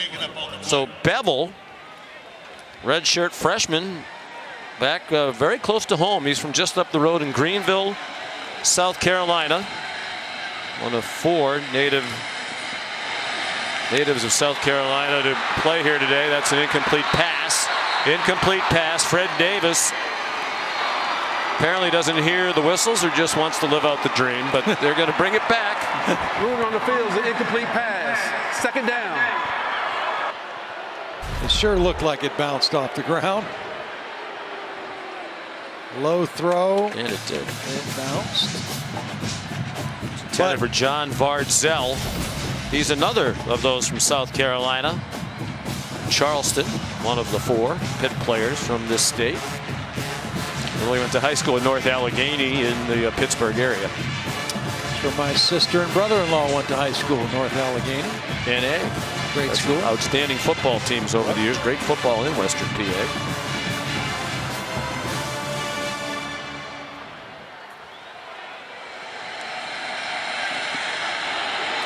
Daniel Carter, the ball's out, and it's a scoop and perhaps a chance to score for Kane Patterson. They're trying to run him down, and it is a touchdown, or is it? Officials conferring. I think they're going to mark him down to the 1-yard line. He thinks he scored. Sophomore from Brentwood, Tennessee. Levante Bentley knocked the ball loose. Kane Patterson has played more snaps than he probably expected today because Jake Venables, who had been the starting middle linebacker, did not play at all today. They got Skowski back. Yeah, he was down. A knee down before he got the ball to the pylon. And of course, we have to see it from the progressive pylon cam. Of course we do. Confirm it. McShay, would you like to just say progressive pylon cam? Progressive pylon cam. Excellent.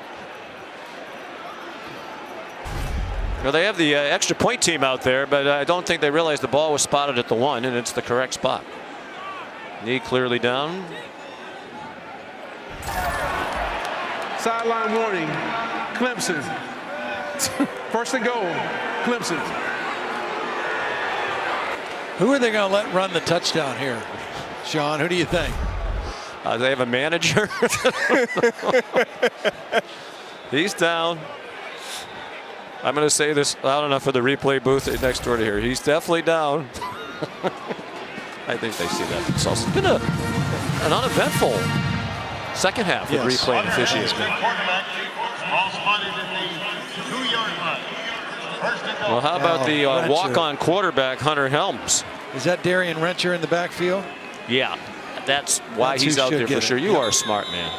Team leader. 5th-year senior. Yep. Particularly during the off season. From Anderson, South Carolina, right down the road. Look at you. Great hotels. You were on a roll there for a minute. Rencher stopped. They're telling him to line up quickly. The sideline wants them, but I think they want to give Rencher another chance. Get him in. 5th-year senior, wasn't highly recruited from right down the road, even though his dad was a track star here in the 80s. The serious knee injuries in high school. Oh boy, he's not going to get there now. Servassier Dennis, one of the leaders in the country in tackles for loss. was in the backfield to stop Rencher. Well, they tried to give him a couple of chances. Yeah. Disappointing that for him that he didn't score, but this is the right thing to do with a lead of this size. Don't hurry to run another play. So Clemson goes to 8-1. They extend their school record, 28 straight home wins. Final score is 52-17. We'll send you to Seattle for Utah and Washington after these messages.